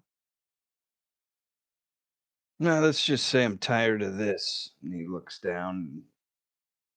You guys have been seeing as he's sat there that his arms have kind of pooled and puddled, and he's kind of been like, scratching a shoulder or whatever on the. Sometimes it just gets hard, annoying, but Tiring. I'll be glad to. I almost let the cat out of the bag. It'll be nice if we can actually get out of here. But I will say this. Whatever that creature was that came to see us, that called itself death, I will do my best to fend him off if he comes calling on you two again. Thank you for that, us. So I think we could fast forward through the night. Is there anything that any of you want to do or check in on before morning? Otherwise, Try to get a good night rest. yeah, you just try to put that unnerving experience out of mind, but there you've always got maybe one eye open, just hoping that it doesn't come back.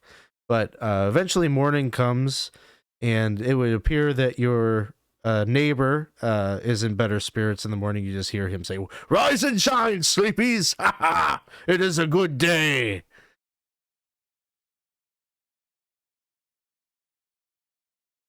Do you think we will have a fight today?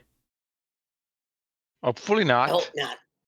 Oh, Hopefully. okay. Well, there's at least one of you that's. The rest of you sound like a little grumpy. and you have to suffer through his kind of weird cheeriness a bit throughout much of the morning.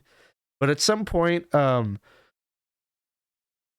there's a man that arrives in the cells who's escorted by the guard that has been one of the guards that's been on kind of the rotating watch or whatever. And this man that comes down there, I think, Alef, you will recognize him. He was the same man that was whispering in the Duke's ear kind of at the start of the arena fight. And so he's got just a very gaudy kind of appearance to him. He almost looks like someone who's pretending to rise to his station, like he's wearing like every finger has some kind of piece of bejeweled jewelry, but it's not necessarily exquisite look, like it's almost cheap looking. Like he found the biggest thing, not necessarily the most expensive thing to wear. And his clothes are kind of that same, like, you know, he just kind of carries kind of this slimy kind of feel. Even though you get the sense that he is of the upper class. And so he kind of carries himself with that sort of air as he's coming through. And it looks like what they're doing is the guard is taking him to like each cell, and they're having like a conversation. The nobleman kind of looks in to the cell, seems to do some kind of appraisal, and then they move on. And eventually they stop off and get to your cell. And the guard just says, well, this one here, he points at Ruclef. He's pretty handy with a weapon. I've seen him fight. He's good. Then these two, I don't know what their talents are necessarily, but you can put them to work. I think this one used to be a beggar in Lankhmar anyway. You could get him out on the street working for you, panhandling, you know. They'll pay for themselves. And then he kind of points at Wes. He says, this one might be a long-term investment. He's got rich blood. And the noble just says, oh, tell me more. And he says, he's got the Duke's blood in him. What? And then the noble just peers in. Is that true? Are you related to the Mad Duke? No. I finally been to the city before. I could not be related to the Mad Duke. And then he like turns to the guard and kind of spits back at him. Like, what are you trying to peddle me these stories for? He's just another bastard. Is that what you're saying? He's not the true-born son. Well, he's a son. That's what I heard. Oh, maybe. How much? And then they start like engaging in some kind of a bidding war. And you get the sense that this noble is trying to buy you. This guard doesn't know what he's talking about, you noble. Quit being so stupid. He's going to try to sell me to get some money out of you. I know who my father was. I grew up with him. It's not the Mad Duke. Don't let this peddler fool you. Well, what are you good for then? My lord, if I may have a word. Feel free, yes. What are you? This man here, they've survived here, they have skills with a weapon, and they might be very useful for you in retrieving information, stuff like that. But, of course, in our current predicament, we're just meat for the beasts, so to speak. But an enlightened person with wisdom in their head and light in the eyes, they might find better purpose for the likes of us. Make a personality check. 14. Oh. You are wise. You are educated, I gather. I could have some use for you. Yes. Well, how long? How long would it take? Well, I think we gotta have them do at least one more fight. We gotta let things cool off a bit. And the noble just turns to you then. Do you think you could survive one more fight? Those of you that Absolutely. do, you maybe find that you could work for me. We'll be honored. Yeah. Who might you be? Oh, my name is Lord Snov. Would we know who that is at all? You, Yeah, the I two was of you going to from ask that. I'm Lankhmar from might. here. He's a Lankhmar, so the two from Lankhmar might know him. You can roll luck checks, let's say. Just got it. 9. So you know him. He's the nephew of Lankhmar's overlord. Ooh, so Ooh. he's important. Sort of. He's sort of a black sheep of the family a bit. He almost like he routinely gets his uncle kind of in bad press because he regularly consorts with the underbelly of Lankhmar. It is said that he's got connections to the Thieves Guild. It's almost kind of like confounding why he does the things that he does, because he is attached to like the most powerful person in the family and everything, but it's just like maybe he's a thrill seeker or whatever the case might be. Like he's just constantly like in the shit with with the bad elements of Lankhmar. I think I stole his purse one time.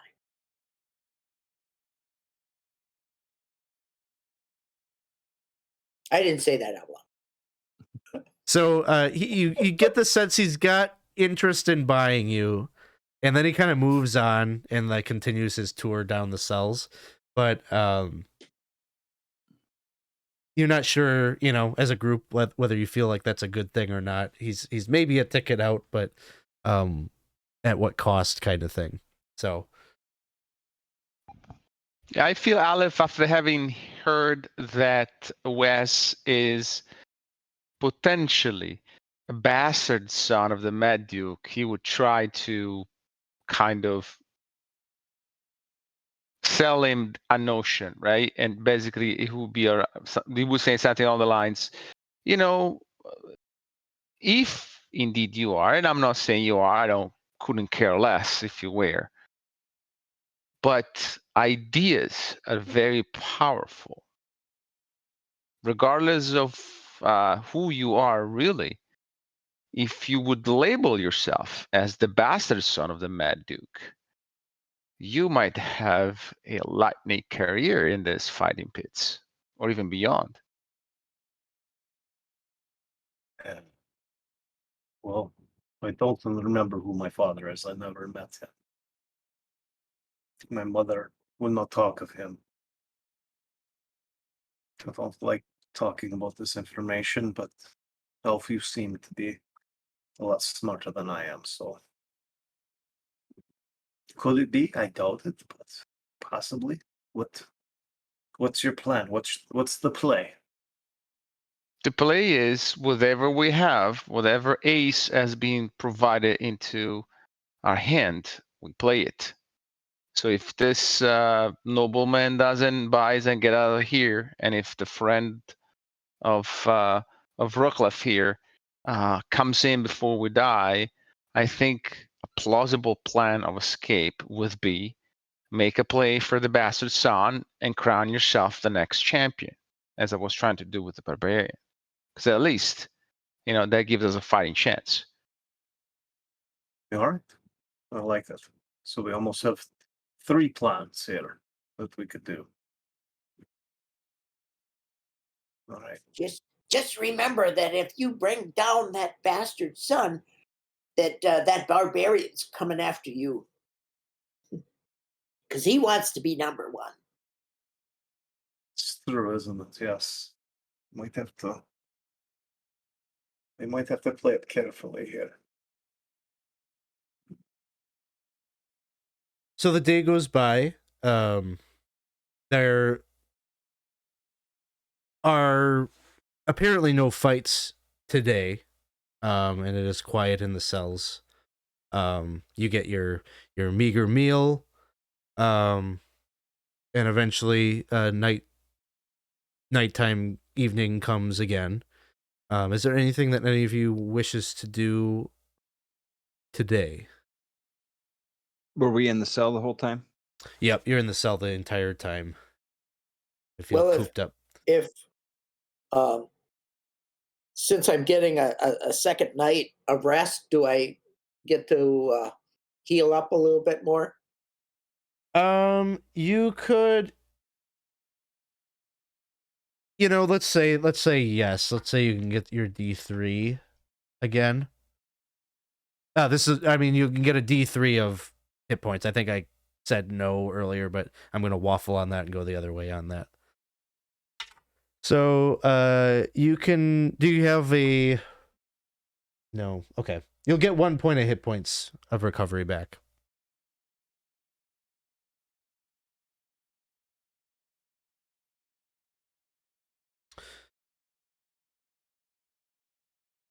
So, during the evening, you all wake up at the same time. Hard to say what time it is, but it's deathly ill in the cells, and it's dark. All of the lights are even out, like the torches are out, like the guard has left and is not a attendant anymore. And you just hear these whispers. It sounds like they're coming from the corners of your cells, but it's almost like there's a conversation that is happening in observation of you. You hear one of them says, "Do you think that they have a chance? No, we don't think. Well, perhaps we think that some of them may make it, but death has marked 2 of them. Yes, we heard, we listened. But we have need of them. Yes, we could use them. They might be able to do what needs to be done in Lankhmar. If they can get free, yes, we think if they could get free." And it's just kind of this rotating conversation that it's almost like there's some beings in the room that are questioning whether you're the ones to be. It's almost like do they want to make themselves known to you? As they're having a debate. So we can't tell where these voices are coming from? Just sounds like it's on the air, but you don't really have light, so you can't really see. I would move. Not knowing what's going on. I'm going to move kind of over it to that corner to see if I can place what's going on. This is freaky stuff here, Kind of as you're listening to them talk, you move to the corner. It's almost like the conversation shifts to the opposite side, and it's always elusive, it's always just out of grasp or out of earshot. Kind of stick into the shadows or whatever.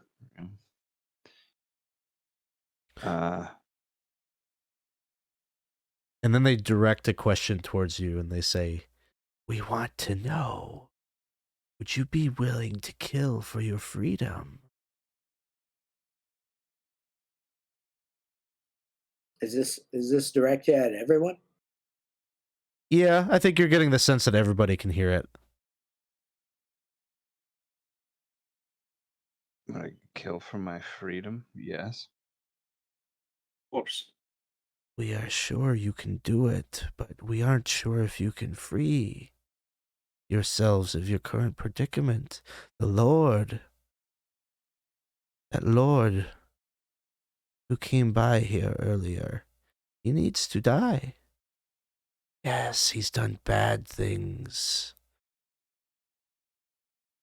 Our followers, our whisperers, our worshippers on the street, they yearn for justice. Can you give it to them? We think you can.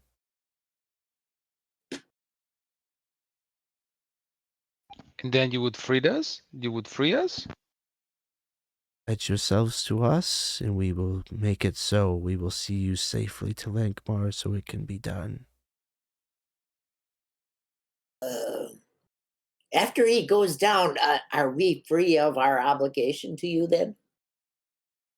The debt will be paid, but we would hope that you may wish for future work. There is a lot of injustice in the streets.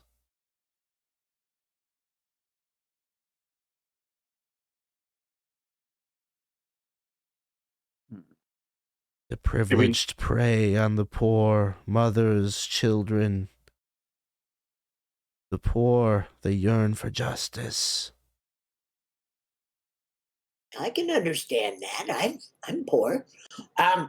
Yeah. I tend to like this deal.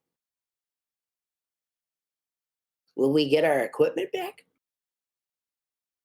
You will have all the tools you need to carry out what you need to do. We will be sure of it. Mickey's agreeing to this. I don't know about the rest, but Mickey's eager to get out of here, so he's ready to agree just about anything. Okay.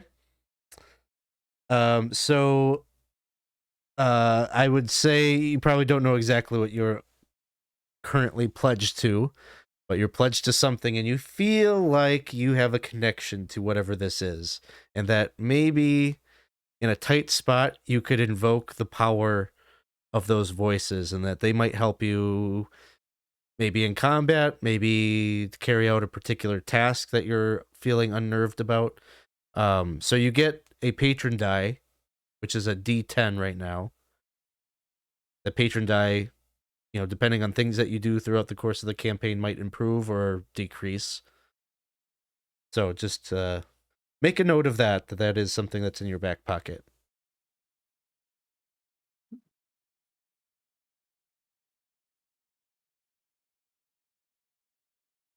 And do we know who these two voices are? Did they introduce themselves? They haven't. They haven't explicitly said what they are. So you wish us to pledge ourselves to you, but we don't even know who you are. Are the hates.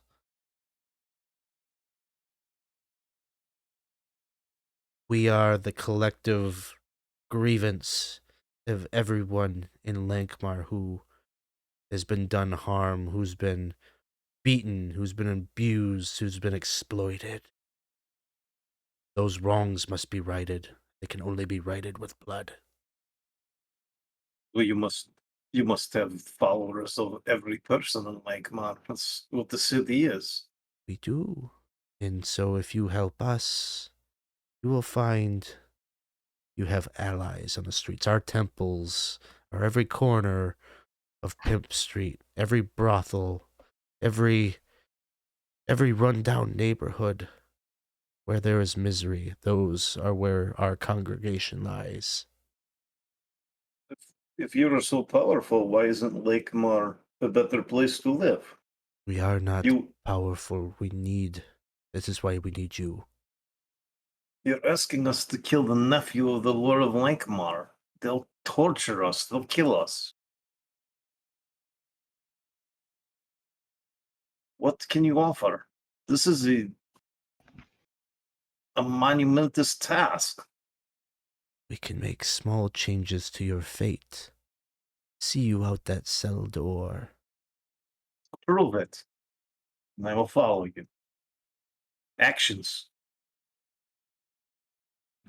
Your friend has already pledged himself. You will benefit secondhand from his changed fate. Maybe then you will find us in Lankhmar and seek out our gifts.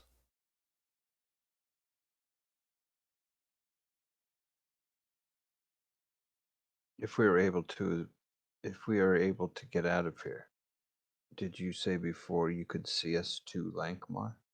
Yes, we can. We will. Oddly, Lankhmar's not much better than this place.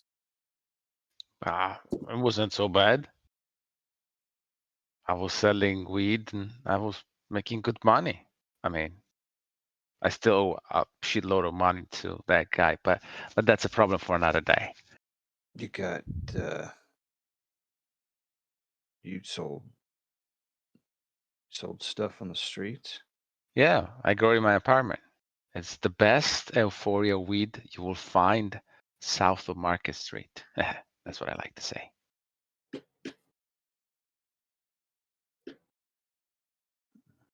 I have a big stash of it, by the way, but I can't get to it right now.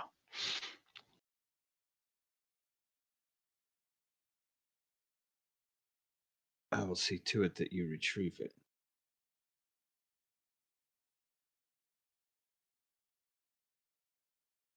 You do that, and I will give to you a third of what's worth.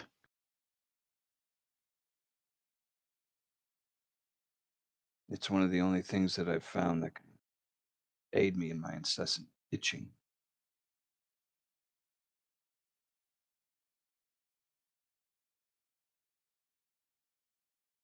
So, the voices go quiet. Seem to be satisfied that they've got one among you that has pledged themselves. And another night passes. In the morning, there's a lot more activity that is happening. Attendants and servants of Duke Lithquil are kind of running around, and you get the word secondhand that there are fights today. And at some point, the noise from the arena hall is thunderous when there's lots of people there, and so you start to hear that there's definitely an audience in attendance. You can see some of the cells being emptied out on occasion. They're not doing like the kind of battle royale thing today.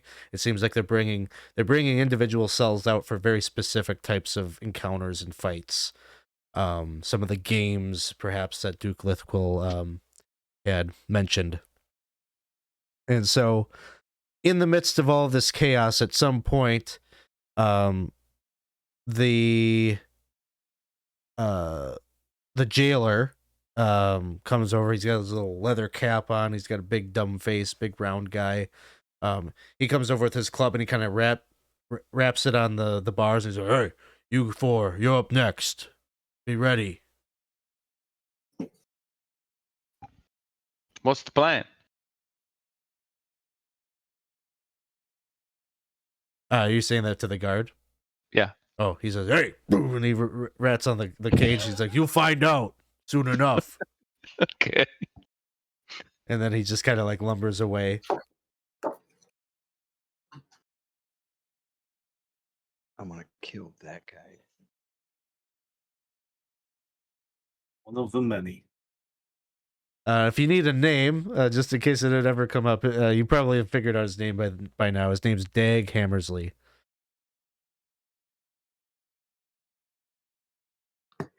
So eventually it is your turn.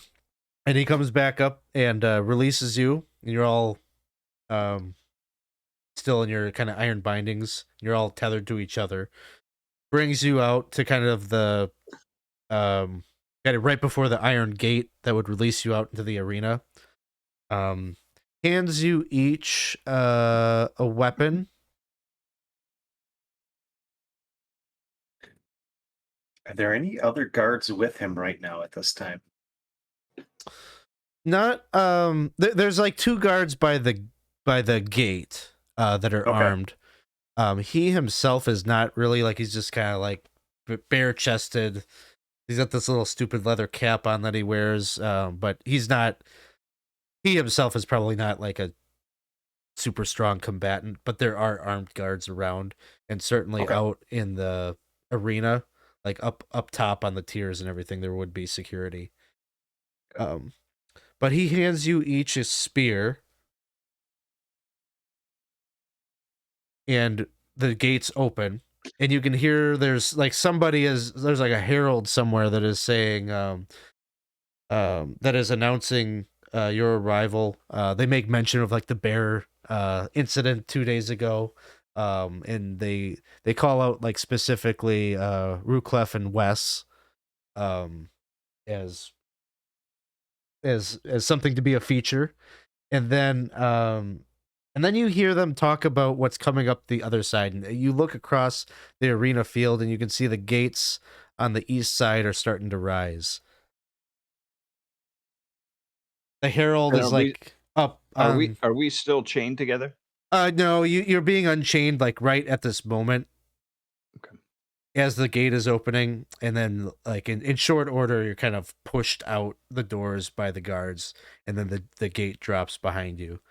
But the herald, who's up on the top level, right next to the Duke, is saying, from the tropical jungles, the dense vegetation in the south lands, these creatures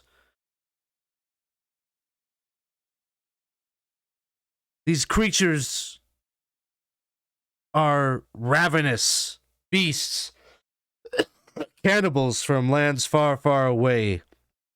They have been gifted to you, my lord, by, and he rattles off the name of some noble that is in attendance and who stands up and bows, and he says, may their battle prowess delight you, my lord.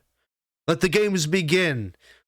And you can see that like bounding up out of the eastern gate are these strange looking, almost muscular looking creatures. They've got kind of like this mass of black hair, sort of humanoid looking, but like muscular, but their skin is like real thin and almost translucent. To the point where you feel like maybe you can almost see like kind of like the muscle definition like of their innards, and they have these big kind of plaque teeth, just nasty disease looking mouths, and they're bounding up. If you didn't know better, you'd think that maybe they were like undead ghouls or something, but they're bounding up and out of the pit there. And so we're gonna go ahead here and roll initiative.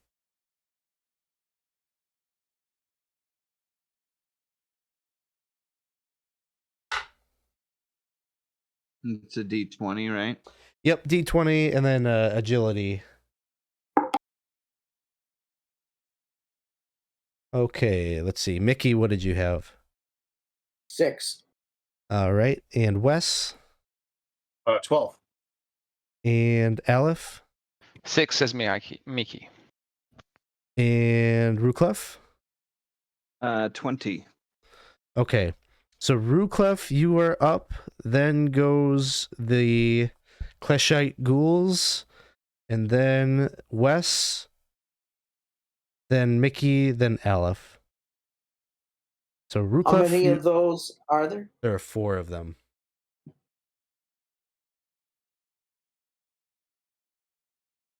So Ruclef, you are up first. Okay. These things are pretty much just bounding towards us, right? Yep. All right. As the thing comes bounding in, kind of at the last second, I'm gonna kind of plant the spear with my foot and attempt to like stick it and move it off to the side. Keep it at a little bit of a distance and tee it up for whoever is to the right of me. That is, well, that's an 18 on the die. 20, 22. That'll hit. And the deed die was only 1, so I don't think it has any super special effect, but it's 9 points. 9 points. Okay. So you stick it with the spear, and it goes right through its flesh.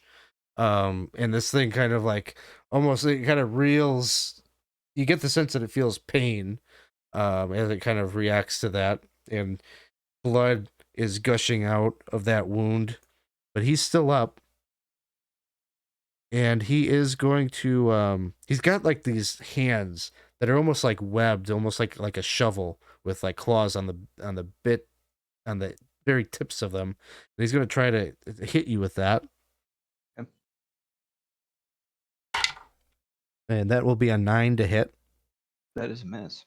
I think, let's see who. It's okay. It's going to be between Mickey and Wes. You were the two that were named by death. So, Mickey, one of them bounds over closer to you and is going to try to bite you. Just lunges at you with those nasty, nasty teeth and gets a critical hit. Oh no. Oh,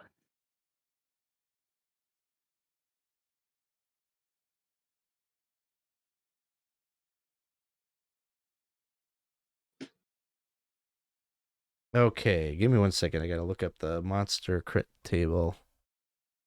Death didn't say I only had 1 day left. I will be right back, Alex. Okay, sounds good.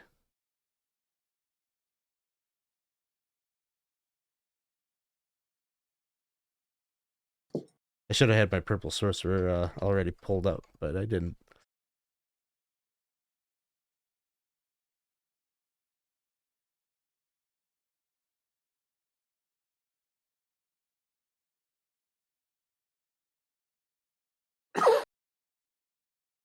Well, I'll roll the base damage here is gonna be it's a 1d5.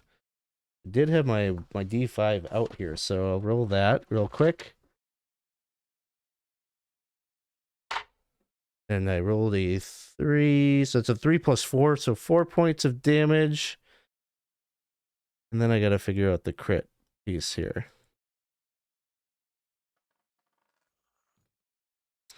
Oh, and when he hits you with this, when he lunges at you with the bite, he knocks you prone. So you're currently... It might not matter. What's that? It might not matter? It might not matter if... Are you at 0? How much? 5 Well, no, not yet. 5 points of damage total. Total? Yep. Okay. Yep, and then he knocks you prone. So you got this ghoul is like pounced on you right on top of you. The other one is going to go over towards Wes. And hits a 20 to hit. just barely. And that one is going to be 6 points of damage. I'm sorry, did I say there was 4? I meant there was 3. I think I said there was 4, but there's only 3. So then that's it. There's one that's on Chris's character, on Ruclef, one on Wes, and one on Mickey. So that's gonna take us over to Wes. It is your turn. Yes, I think yeah, he would try to stab the one that's in front of him to try to get it off him. So all right, so he'll take the spear and try to ram it down its throat. So 17. That'll hit. And then what's the damage for a spear? D8 plus strength. 3. All right. So you manage to kind of like use the spear almost to like put some distance between you and its clawing and biting. And you dig in that point into kind of its chest. And you can see kind of this dark crimson blood starting to pour out from that wound. All right. And that'll bring us to Mickey.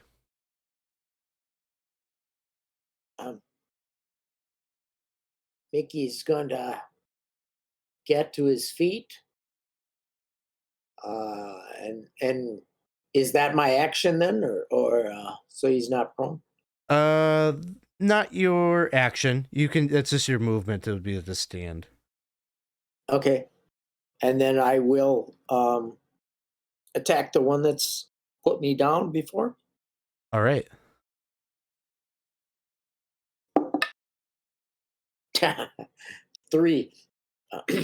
All right. Unfortunately, it's just like it's kind of a feeble attempt as you're still trying to get your bearings to get back onto your feet.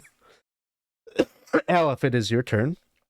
Okay, Alex, can I use my spear as a sort of staff? Because I don't know how to use a spear, but I can just flip it over, Sure. just use it And to use it as a D6 D4. or D4. Staff is a D4. But, Yeah, you're right. Okay, I'll see if I can use it, but no, it's a fumble. So, Ooh. let's see. My fumble die is a D4 because got no armor. So I'll just roll it. And I rolled a 4. Awesome. All right. Well, I'll look at it. I think I have it. It is Fumble. your weapon is damaged. Perfect. Yeah, so it's gonna break. You got maybe the well used spear, and so then using the shaft like that just snaps it in half, and becomes unusable as a weapon. Awesome. All right, let's go over then. I think that cycles all the way through. We're back to Ruclef. Okay. How many of them are there? There are 3 in total. So there's one that you just did a lot of damage to, and then there's one that Mickey's dealing with, and one that Wes is dealing with. Okay. Having skewered that one in the stomach, I pull the spear back and then go up for its head. Is 16 plus 1 plus 2, so 19 to Okay. hit. 19 will hit. 6, 7, 9 points of damage again. That one goes down, and so as you skewer it again, it kind of lets out one last like kind of gurgle of blood, and spits it up, and then like just falls prone and ceases movement. Awesome. That'll bring us then to those 2 ghouls, or the Kleshite ghouls are attacking Mickey and Wes, trying to bring Death's premonition to truth. So the first one is going to try to hit Mickey with its claw. And does a 10 hit Mickey? No. All right, so you No. managed to elude that. The other one on Wes is going to try to lunge at you. It's like on the spear, and it's just going to like kind of pull itself forward on the spear and try to bite at you. Not caring about that it's rending its tissue, its muscle tissue like that. An 18 to hit. That one hits. Let's see. The bite was a D5. So I rolled gonna be 6 points of damage. Oh, I'm negative. So it goes forward and it bites at Wes's kind of like neck region, and you see it leans forward and falls on top of him and is munching. That's going to bring us to Wes. So basically, at this point, you're at 0 hit points. You've got the rest of this current round and the next round for someone to try to staunch your wounds. In order for that to happen, I'm going to say this ghoul has to be dealt with first. So it's essentially 2 rounds for someone to come over and try to stabilize you. Yeah. So that will bring us to Mickey's turn. I'm sorry, but I've got this one to deal with first. He's going to try and stab up at the ghoul or Sounds whatever good. it is. I guess we've got a fleeting luck that came in. I'm gonna have to fix something. My overlay for Dolmenwood the other day was acting up too, so something's broken on Stream Elements. I'm gonna have to fix, but there is a fleeting luck in the pool. Thank you, Ike.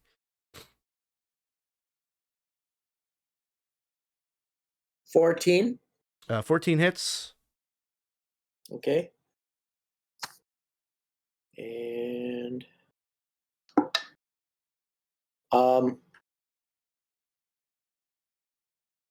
that's is damage. My strength modifier counts D8 plus, yeah, strength modifier.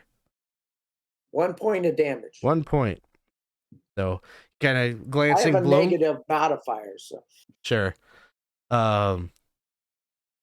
That's gonna take us then to Alef.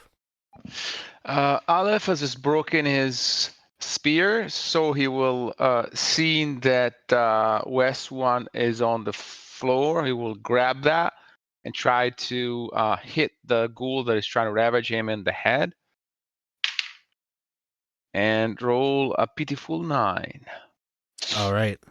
9 will miss. It's gonna take us over to Ruclef. Ruclef, seeing what's happening there, he is going to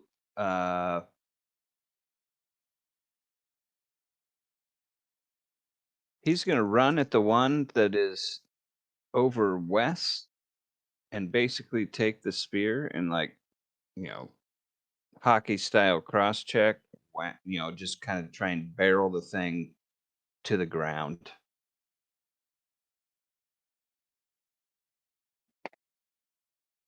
That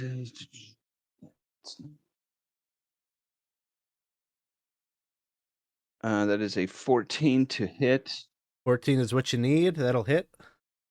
It's only a 2 on the D3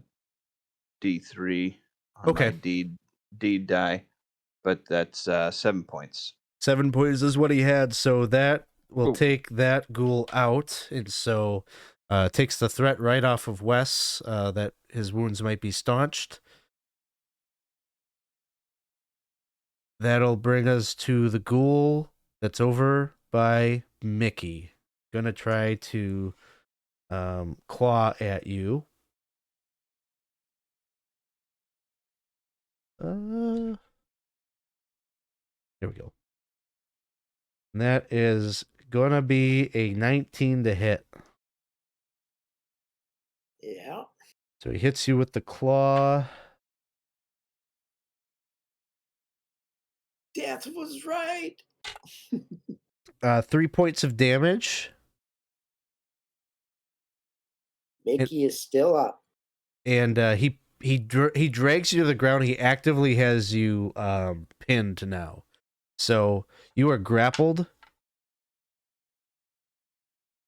And basically you can't do anything until you get free of this grapple. You're just not going to be able to wield that spear effectively in this situation. So that's going to bring us to Wes. Still, at the end of this round is when you'd be like classified as dead. Yep. Mickey, it is your turn. Okay. To get out of a grapple, is that a kind of a roll? Is that? Give me a strength roll. Okay. Can I burn some luck to add to that? Yes, you can. You can roll first, though. You can roll before deciding to do that. Oh. Then I'm gonna not do that. Then I will be a 17. Okay. You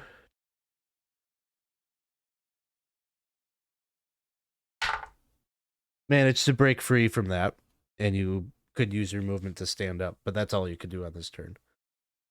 Okay. And that's going to bring us to Alef.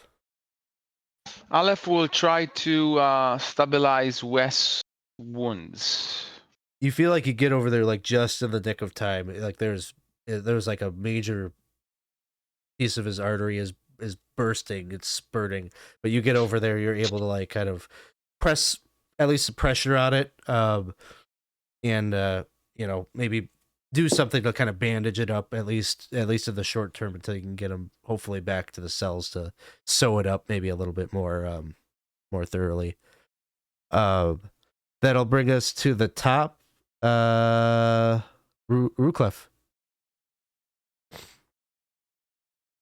I shout for Mickey to get behind me, and I suppose I kind of took that one to the ground. I'm gonna, as I get up, lunge and try and hit the once again try and skewer to be able to direct it away from Mickey. It's gonna be my attempt. Okay, that is a 3 on the die. And that's a 16, so 16, 19, 22 to hit 22 will hit. for 11 points. And that will take that one down.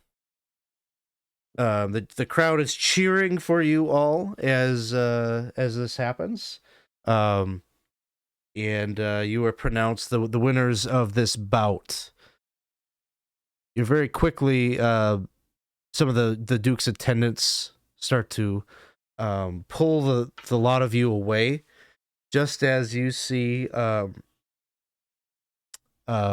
of in the guerrilla position over by the west gate. You could see the barbarian and a group of like 3 other individuals that they're a pod that they're about to be brought out into the arena as well. And as you are being hauled out of the arena and down into your cells, you could hear like the herald calling out that these 4 soon-to-be corpses are being offered up to the Duke's champion, his son, his bastard son, Gengar the Scarsmith. And you were brought back to your cells. It's probably a mere 10 minutes later, and you see that they bring back all 4 of those individuals, including the barbarian, who have been slaughtered, butchered by the Scarsmith.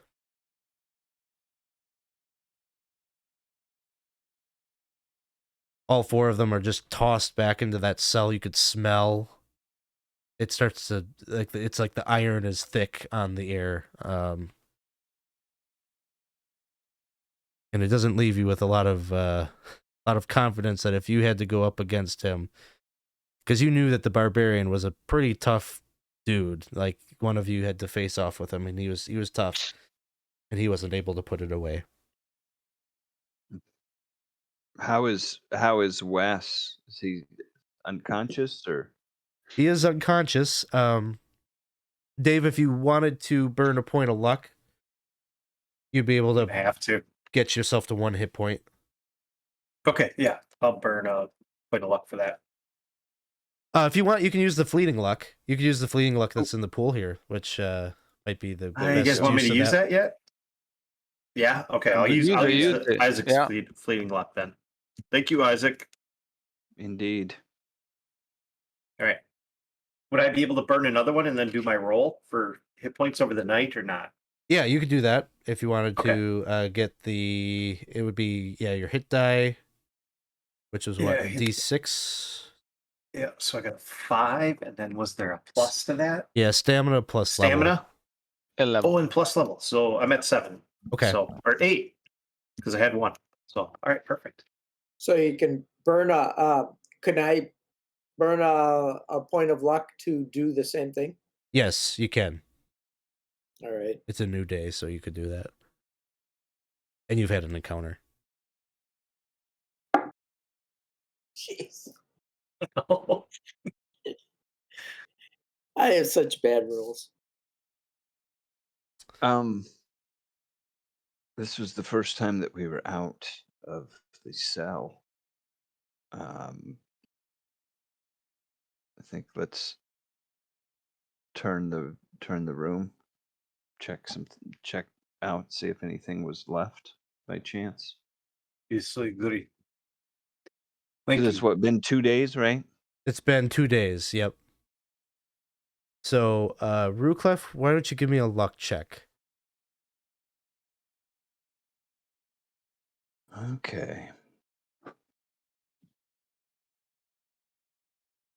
That is a 17 on the die, so that's well over my luck score of 13. Okay. So, you don't find what you were looking for, what you were hoping for.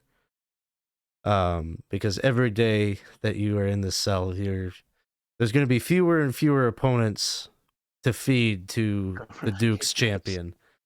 Yes. Other things, you're left kind of to yourselves. That was pretty much the last fight. Was the fight with the the Mad Duke's champion, the Scarmaker or the Scarsmith. So it gets real quiet again. It's just everyone in the cells are just recuperating and trying to silently say some prayers that they're not picked next for the fights. Thank you, gentlemen, for helping me out and saving me. I appreciate it. But We're all looks like I'm- I'm saying my prayers to the hates and telling them now would be the time if you want my skills outside this cell. You want to Get me free. you want to invoke a roll? What, the patron die? Yeah. Or what? Yeah, what are you making a specific there's a specific action that you wish to take that you want their assistance with? Just to get out of this prison. Okay. So they can Along with they can assist you. They can't do it for you, but they can assist you with things that you would do to get yourself out of the situation. That makes sense. So a blanket call, I want out, isn't going to be good enough. all right, I something to be able to pick the locks. Okay, so you are calling out, hoping for a resource to be given to you. I can work with that. Give me just 1 second. I gotta pull up. They have special charts.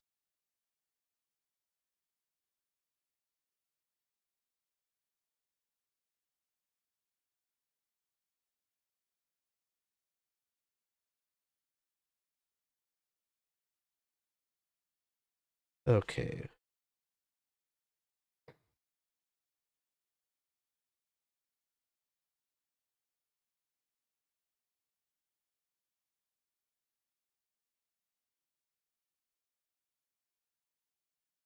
All right.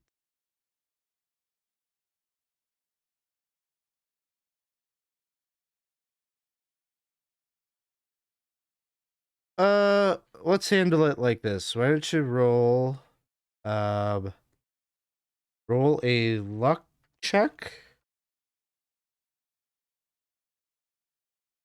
So I got to roll under my luck. Yep. I got a 1, so I'm definitely under my luck.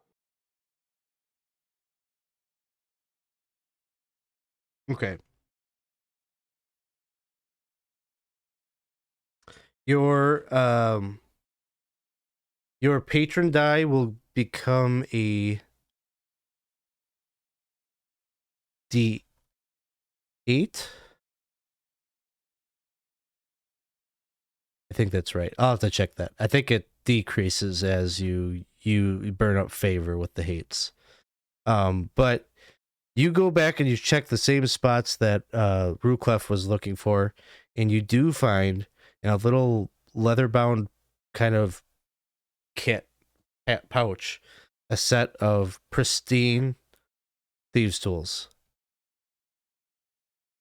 They're just like wedged into a little nook in the wall, like in the crevice of some broken up mortar. All right, if all is quiet in the cell block, I'm going to try to pick my door and then release my companions as well.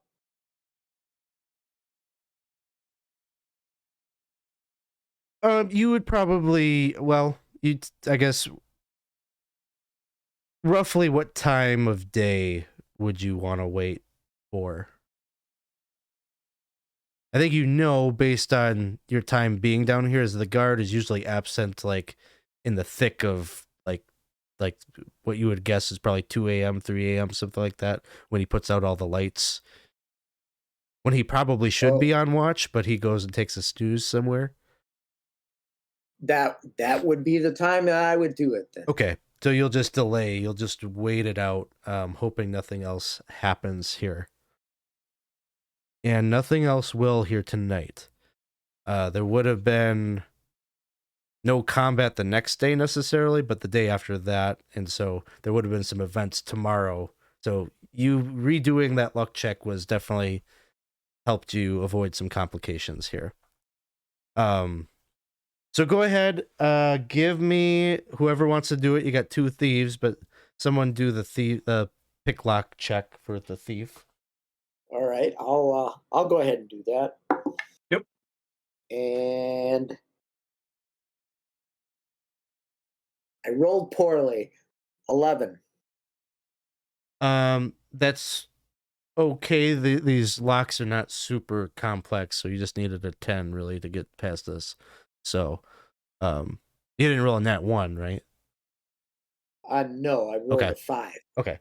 So, you managed to pick the lock, and the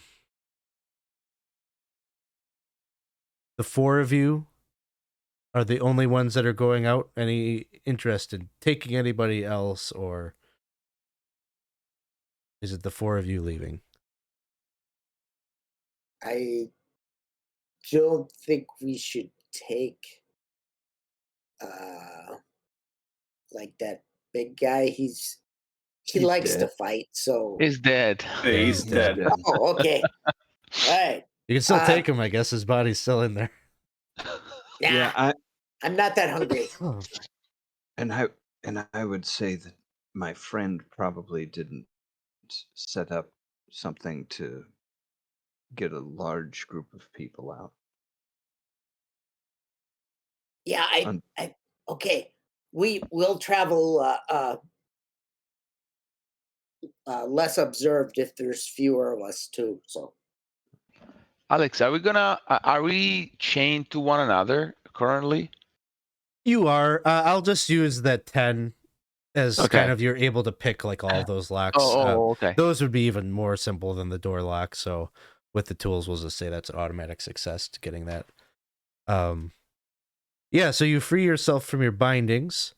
You know that the way out is really just there's an archway that leads out to kind of a main corridor that connects some other cell blocks, and then that leads up a ramp that would go to where the iron gate is. It leads out to the arena hall.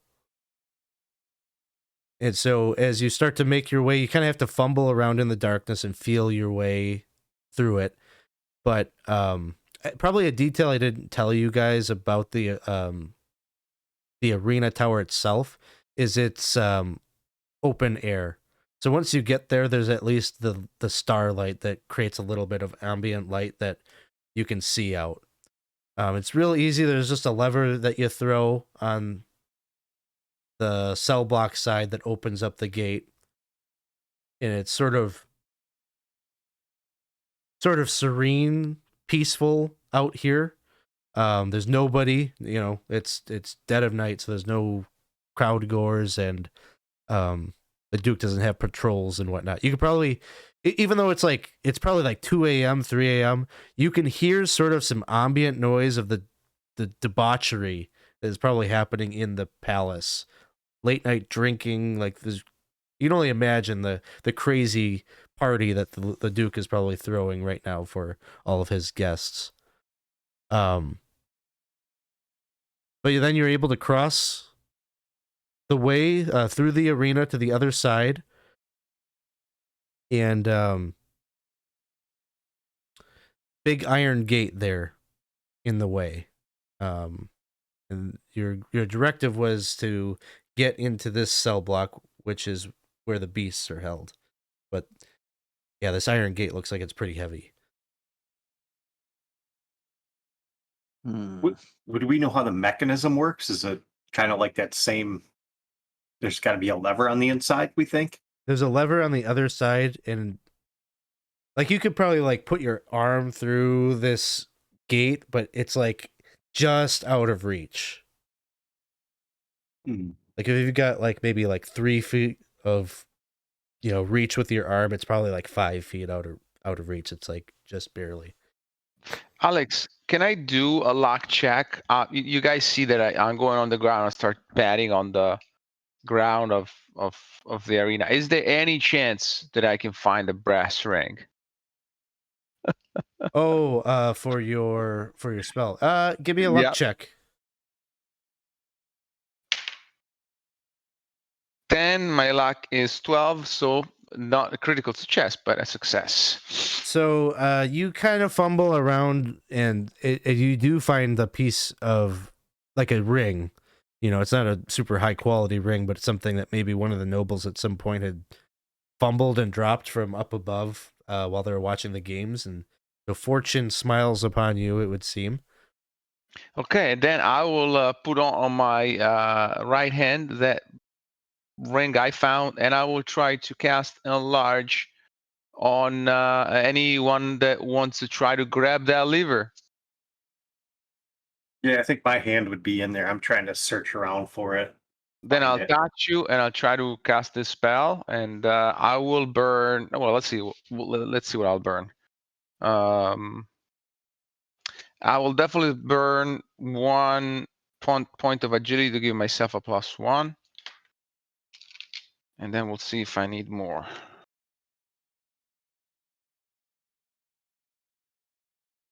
Okay. Okay, I rolled a 14 on the die, +1 because of the I burned 1 point of agility, so it's a 15. 14 to 17, a caster. Oh no, that's the wrong one. Enlarge. Yeah, target increases in size by 25%, conferring a +1 bonus to attacks, damage, and AC due to greater size and strength. So, yeah, I'll say that extends your arm, your reach just enough that you're able to get some fingers on the lever, pull it down, and the gate rises up, and the resistance of it, allows it to lift up. And so you begin to cautiously move your way forward. I imagine you drop the gate then down behind you. And you're walking through all these different cages. There's all sorts of strange things that you pass by. A lot of them are just animals, like big beasts, gorillas, bears, some wolves. But there's probably like another cage of those ghouls in here, as well as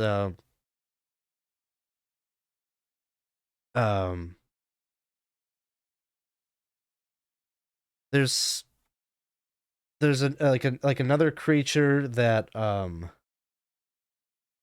almost looks like a human fish hybrid. Like it's got like the upper torso of like a fish person with big razor sharp teeth, and you just try to put all of this stuff out of mind as you scurry past and quickly find the room where I'm sorry, kind of getting over a cold. You find the room that has a bunch of barrels and crates and such, and so you found it.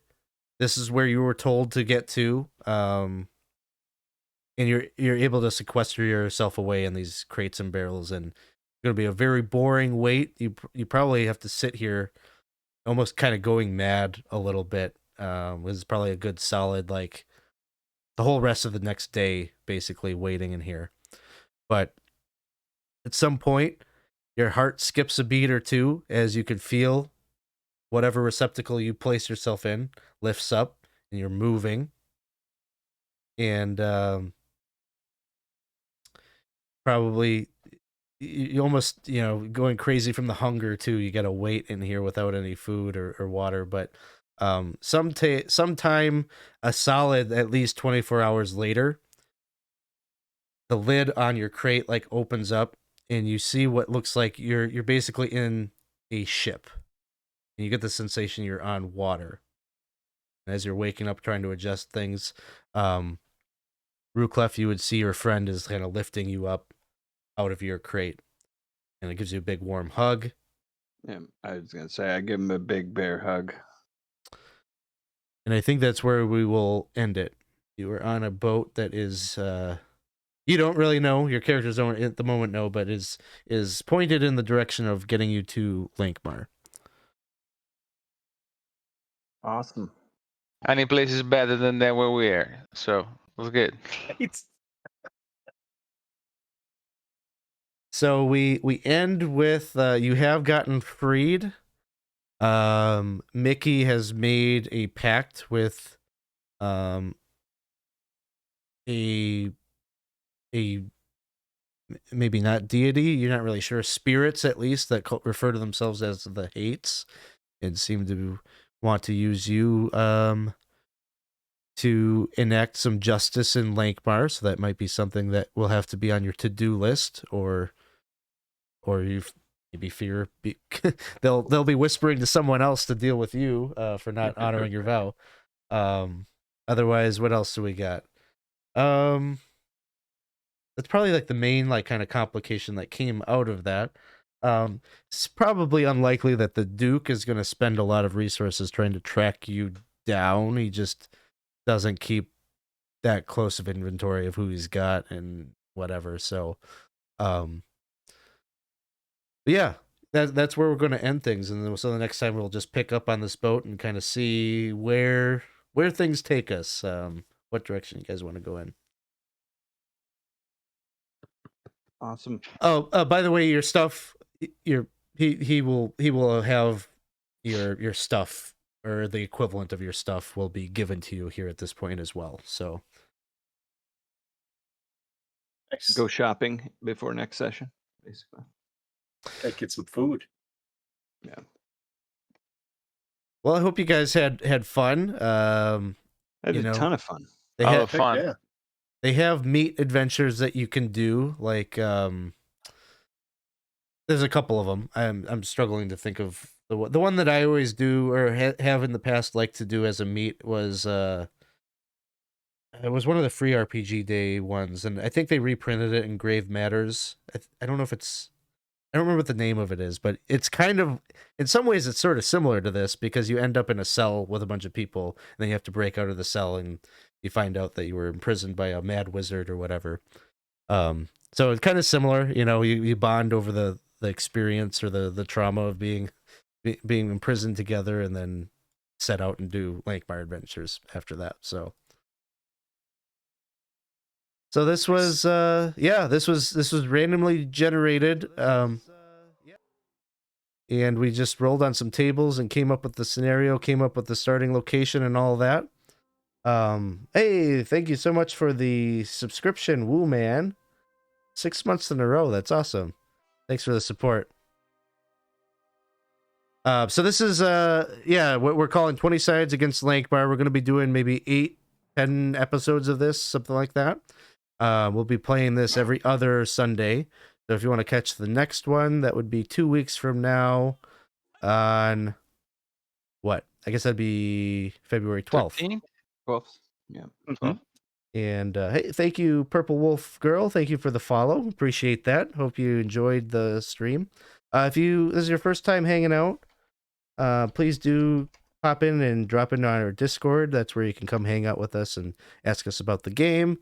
Maybe even find a game yourself to play in. We do run a community campaign that is open to all. So you could drop into the Discord, let us know you're looking for a game, and we'll help you connect with how to do that, how to make up a character and do all those things. So any final words from all of you? I definitely want to say something, because two things. One, if you're used to playing a spellcaster in 5th edition and then you somehow find yourself playing a spellcaster not in 5th edition, you're definitely grateful that you're not by yourself, because spellcasters in non-5th edition can do shit on their own. So thank you, party, for keeping me alive. Oh, you're welcome. Our pleasure. I'm glad Mickey had more than 2 hit points. I definitely Yeah. would have went down several It- times. Yeah, Right. it would have been different. Yeah, I'm calling bullshit that you lost your character sheet. Yeah. Yeah. How I convenient. still don't know where it went, but I don't It know went in the I can't shredder. find it. what's that? It went in the There's- shredder. I don't know where my character sheet went. Honestly, I was trying to find it practically the whole game, but I don't know where to look anymore. I cleaned out my room, straightened up, and I must have inadvertently thrown it out. Yeah. Inadvertently. Yeah, inadvertently. And I will This- send you Jairus. Okay. Alex, Yeah, too. because you rolled Uh, up some stuff for him, right? So Well, I did not because I didn't Oh. have all the info for. So I went to the random generator or whatever and okay. generated it today. So. Yeah, that was interesting to see because I didn't know exactly which way you guys would end up being freed because, you could have been bought by the Lankhmar noble. That would have been a way. If you stayed around, like you probably could have beat the champion. Like he is tough, but it's not impossible that you guys would have succeeded at that, and so. There could have maybe been a possibility of even earning an audience with the Duke, and maybe I don't know what you guys would have came up with, but you would have came up with something maybe to pull that into your favor. So it was interesting for me just to see like, yeah, which way, what direction are they going to take it? So I since I wasn't at full hit points anymore, I was afraid that I'd go down with one hit from that champion there. So I wanted to get out of there. I made the deal as quick as I could to try and escape before another battle took place. Yeah, I actually on the side rolled my personality to see if I was going to go for it, and I rolled a 2 on my die, which I've got a 5 personality, so he actually didn't make that deal. But Yeah, I've got a crappy personality too. I've got a -1 on my personality, so I don't make those rolls either. well, very cool. I think we'll call it a night there. Thanks everyone for hanging out. We're gonna pass a raid off here to, let's go over to the Grouch Couch and see what they're up to. So, thanks everyone. thank you, everyone. Thanks. Thanks, Alex, for setting this up. This has been fun. So, had fun.